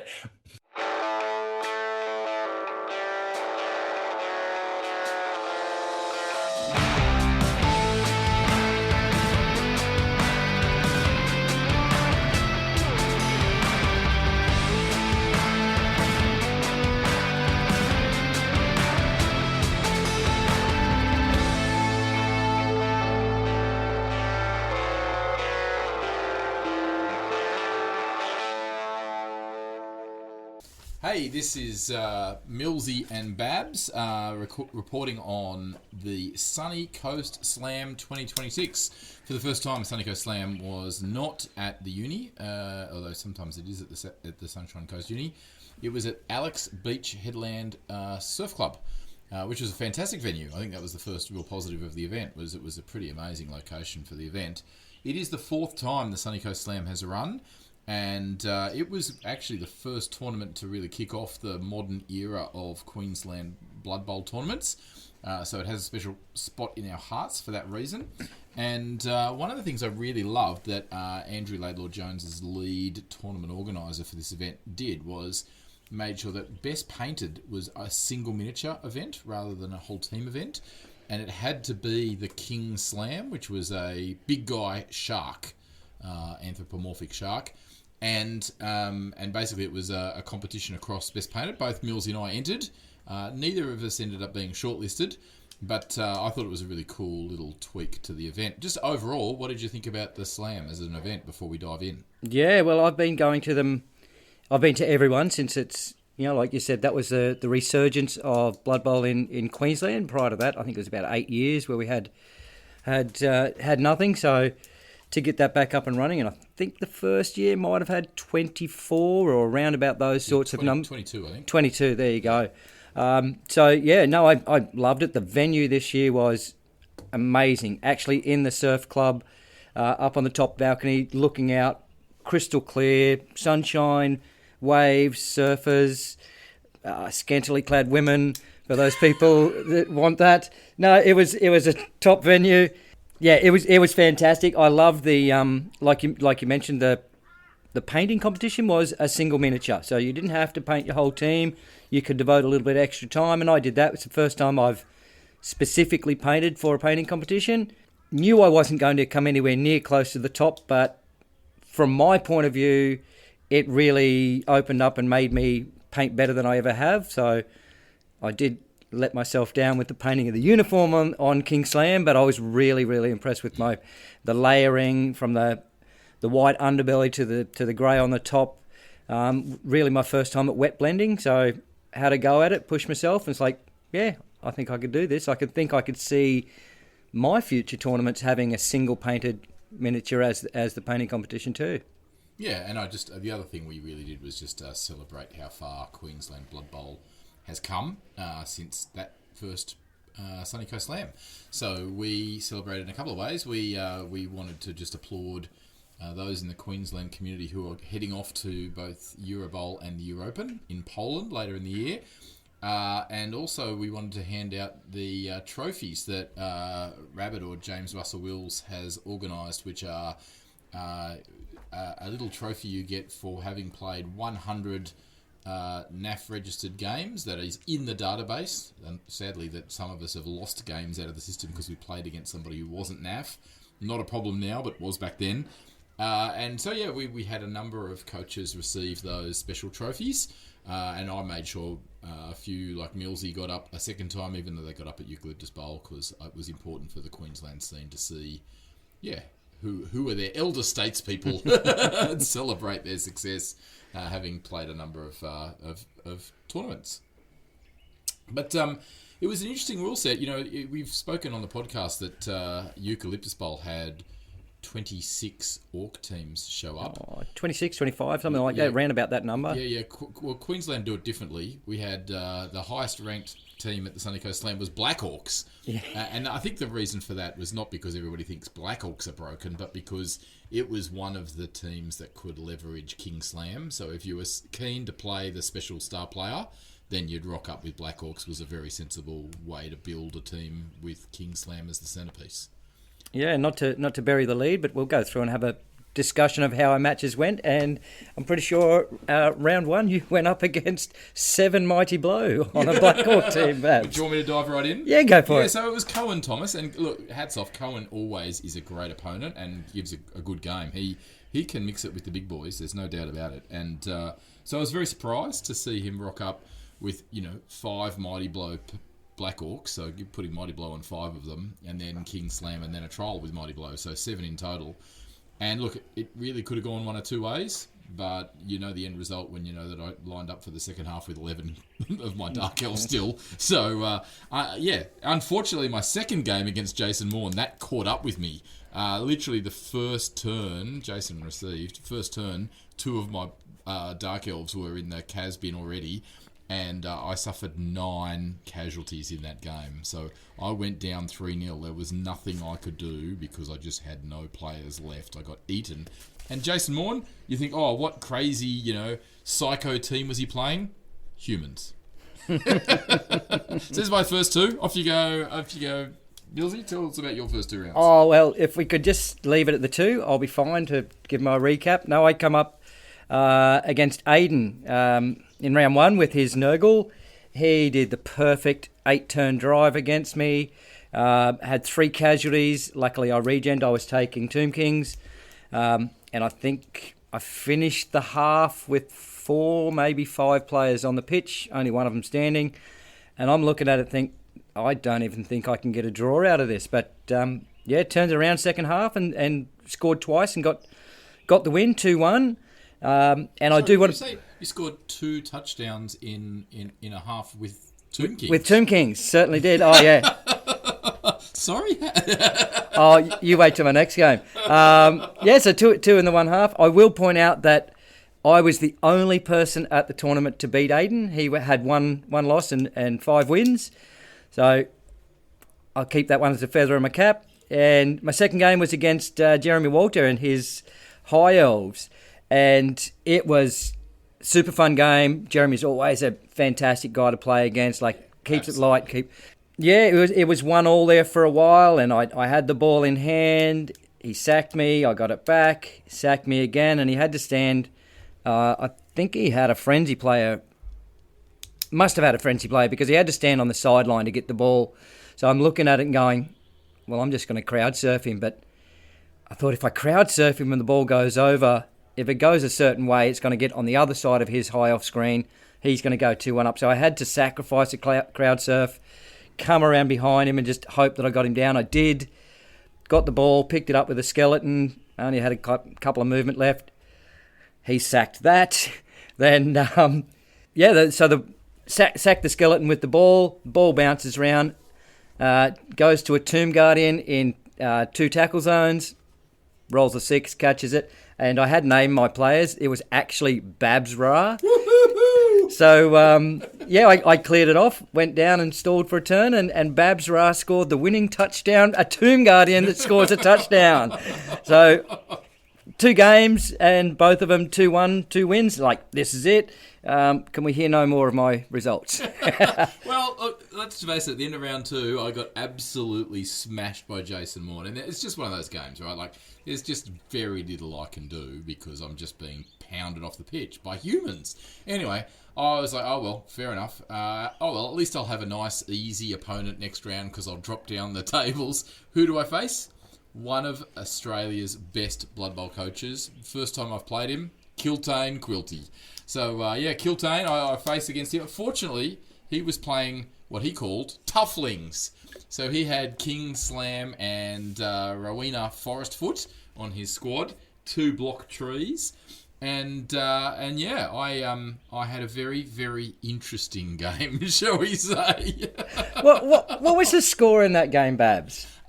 Look, I won the game. How many touchdowns did you score? 1. Didn't you try and score a touchdown in your own end zone? Yes, I actually said to Kiltane, okay, I'm just going to go in and score. And he looked at me like, that's my end zone, that's where I'm going. I was like, what? No, you dack it over. Oh, hang on a minute.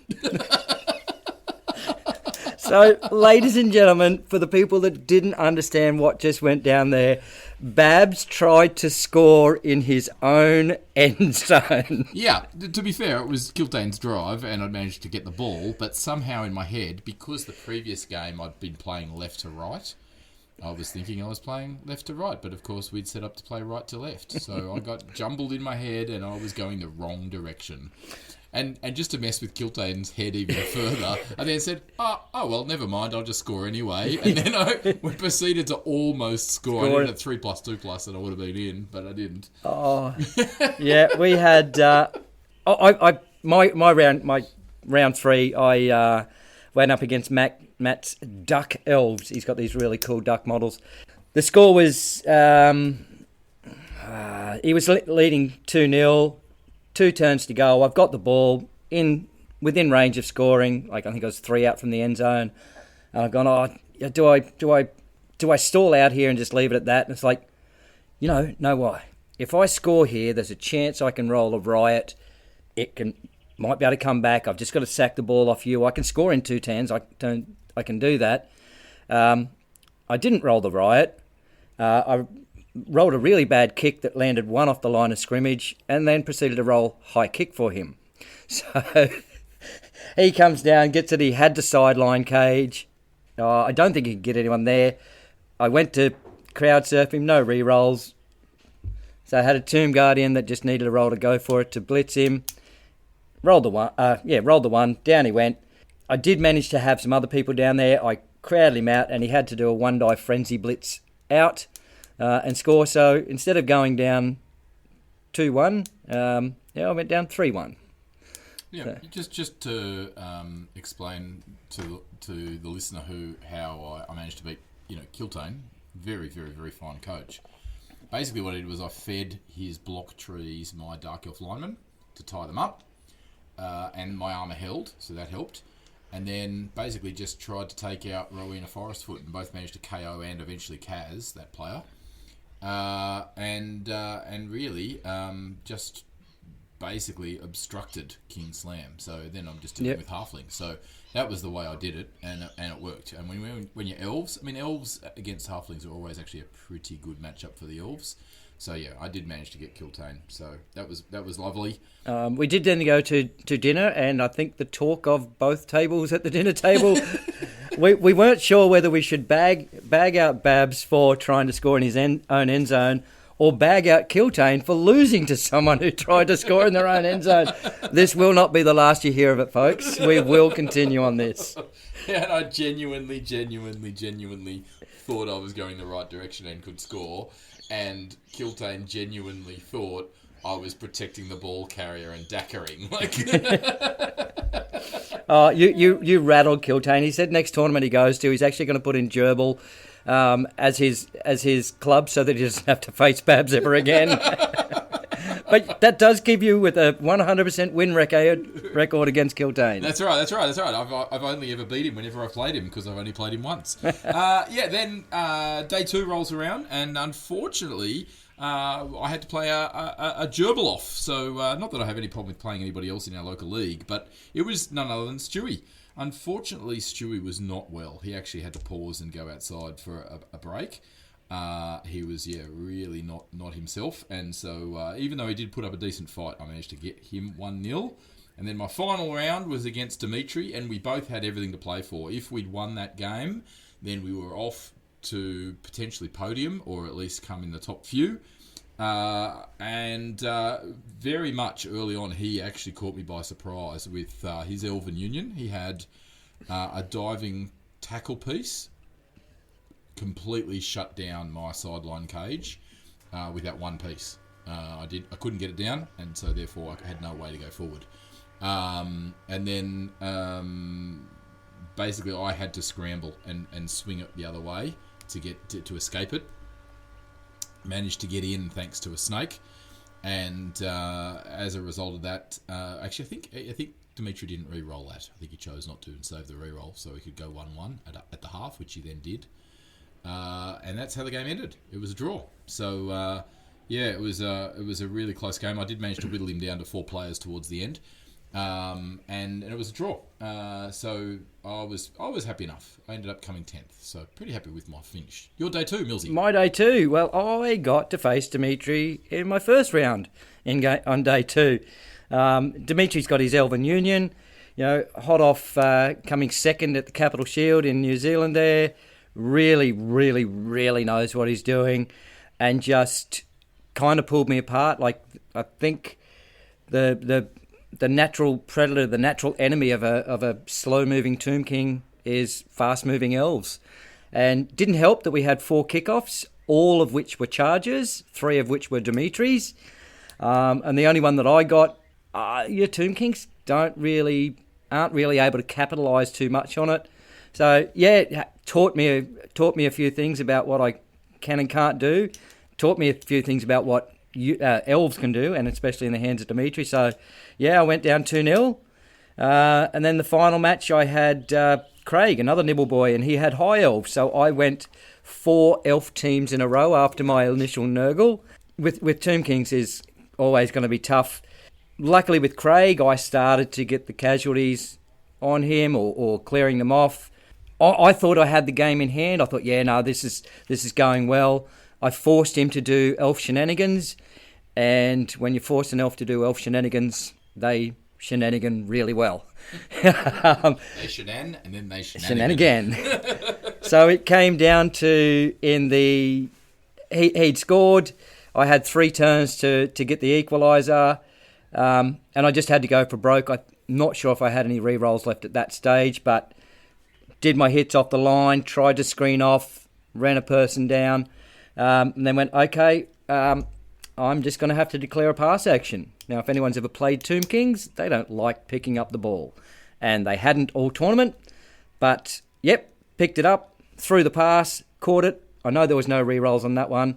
Caught it with my blitzer, so then he moved down into position, and he spent 2 turns, even with only 6 elves on the pitch, was unable to get enough there to stifle me. With 1 turn left, his last turn, he managed to get the pushback with a strip ball. So not only did he push my only player in scoring range back, he also stripped ball. So I had to manufacture this ridiculous play. So I had to do a go for it to get the blitz from a particular angle so that I could get the chain push to push someone in. Then I had to block somebody else out, block another one off. Then I had to go for it with a skeleton to run through to get into the end zone. And then my very last play, I'm going to declare a pass action. Once again with my thrower, picked it up. I think I needed a re-roll on that, so I picked it up because he had the sure hands. Needed a 5 to throw it. I got a 3. No, he's got pass. Re-roll it into a 6. Okay, I just need a skeleton to catch the ball. Boom, catches it, ends at 2-2. So it was the perfect end. Neither of Craig or myself deserved to lose that game. We both played out of our backsides. And I did credit Dimitri with my ability in that last game, because after he taught me a lesson in his game, so it taught me not to overcommit, and that was the thing that kept me in the game against Craig. So I went 2 wins, 1 loss. 2 wins, 1 draw. No, what I got? 2-1 and 2. Yeah, 2-1 and 2. There we go. So 50-50 record. Really happy. I only took Tomb King because I just wanted to go and hit things and not think. And having 4 elf teams in a row really made me think. So let's just chat rosters to finish, because obviously our listener might be interested in knowing, what would we advise and advise against. Yep. So I'm going to start. My Dark Elf roster, I had 12 players, no Apoth. So that was an interesting decision by myself. And then I put block. I had a stack, so I put block and leader on my runner. Now, that was a bit of a 50-50 call as to whether I go dodge leader on the runner or block leader on the runner. I'm still not 100% sure which is the right call. So there's one. I do think dodge on the assassin was a good call. Did protect the assassin a fair bit. Dodge on the Dark Elf Blitzer was a good call. I had 1 block and 1 wrestle Witch Elf. The wrestle Witch Elf, whenever she went down on the ground, she was a foul magnet. Yep. So the boots did come, and so I'm a little reticent to say wrestle witches are a good way to avoid the elite skill cap, because if a witch elf's on the ground, they are inviting a boot to the face. So there you go. There's my little rundown of how I thought my roster went. How about you? Alrighty, I took 2 Tomb Guardians with Mighty Blow, 2 with Break Tackle. Loved them. Couple of blitzers with tackle and a block thrower, and 5 naked basic skeletons. The break tackle was amazing when it worked. So I did against Craig. He had a sideline cage, and as you do with elves, the very last thing you do is you dodge everyone off so they don't get hit. Well, he dodged off my break tackle Tomb Guardian. I thought, well, that's one dodge I don't have to do. So I ran down and I had to do a go for it, but I had to dodge into 2 tackle zones with a Tomb Guardian just to get his ball carrier. Popped it out. Craig was just, what? It's like, yeah. So love the break tackle. Mighty Blow was fantastic. Can I say Brawler is almost not a thing on Tomb Kings because no one leaves people beside you. You don't get to have 4 elves in a row. Well, true. When I had 4 elves and there's this great big red base ring around it that says Mighty Blow. No elf stood beside that. So the only time the Mighty Blow ones hit was when I was blitzing. And you can't use Brawler when you blitz. So tackle was really useful. I don't think many people. Craig definitely failed 1 dodge because of tackle. Because when you're an elf, it's just a 2+ anyway. But tackle really stopped them and made them think. And I was able to use tackle to get a couple of guys down. I'm not sure block on the thrower. I didn't use him too much for blocking. Was really happy with what I did. So how did you go? How did you find the 3 rerolls and only 1 thrower? Yeah, it wasn't really a problem. I quite often I finished a half with a reroll left. I did have 3 rerolls and the mascot, and the sad thing is when you look at that on the sideline, you go, "Oh, I've technically got 4 rerolls." When your mascot doesn't work, and then you say, "Well, okay, I'll use a real reroll," you suddenly look down and you've only got 2 rerolls rather than the 4 you had. So most of the time my mascot worked, got to use it. I think there was 2 games where I ran out of rerolls and I could really have used another one. But yeah, 3 seems to be fine. Anything you'd recommend? Is there any changes you'd make to your roster that you'd recommend for our listener? Yeah, I'm a big fan of having symmetrical teams. So I took 2 break tackle. So I could see someone making a guard or something on one of the other Tomb Guardians, but I like to have one of each. So I set up either side of my pitch was Mighty Blow, break tackle, and then a tackle blitzer. So they really had to choose which way. And I know I set up once against Dimitri, and he was just like, geez, this is a really tough setup. So just the configuration that I had. I had the tackle on the outside, so they couldn't just blitz that one off easily. And I had I think I had a mighty blow diagonal in front of that, so they couldn't get down to it. So, yeah, it's each to their own. I enjoy doing it. Like I said, I like the symmetrical, but you could quite easily, you could have put mighty blow on one of the blitzers as a mobile piece if you wanted to do it that way. Yeah, I think the tackle paid off, given you had 4 L's. 4 L's in a row. Ridiculous, yes. And how'd you go? Did you find trying to fish for Kaz a bit frustrating? Yeah, like I didn't necessarily go for Kaz. I just literally went to go and hit things. So Kaz either came or they didn't. The mighty blow came in a few times. Getting the 8 on a dark elf and go, oh no, that's 9, that's mighty blow. So that was good, and I had high elves too. So lots of 9 armor. The mighty blow helped me a few times, but yeah, I don't think I did literally just try and hit things. That was my goal, to just have some fun and not try and edge things out or whatever. And yeah, like I said, I had to really, really, really think about my positioning the entire time. But yeah, I just had a blast. It was a great weekend. It was a brilliant tournament. Hats off to Laidlaw Jones or just Laidlaw, and an amazing event, and I'd love to see it continue to grow if there's room in the venue. Well, yeah, we did at one stage have people playing out on the balcony. The noise level was part of the reason for that. Some people preferred to. There you go. So a bit echoey. But you're sitting on the balcony in bright sunshine and looking at the beach and waves. It was just amazing. Yeah. So what winter? Yeah, we had winter. It was a Wednesday. Yeah. All right. On that note, I hope you've enjoyed our Sunny Coast Slam recap. Down Under World Denizens discusses Games Workshop's games and products such as Blood Bowl, Gutter Bowl, Dungeon Bowl, and Crunch. We also discuss other fantasy football board games and concepts from other companies such as Dread Ball, Guild Ball, Grind, Elf Ball, Myth and Goal, Blitz Bowl, Chaos Ball, Monsters of the Midway, and Feud Ball. We discuss products and services such as miniatures or software made by producers suitable for several of these board games. Games Workshop terms and conditions in point 2.1 state they grant the user the non-exclusive right to use their authorised intellectual property for broadcasting and other media-related activities such as commentary and opinion pieces, blogs, and other similar informational and descriptive purposes. Down Under World Denizens respects and honours these terms.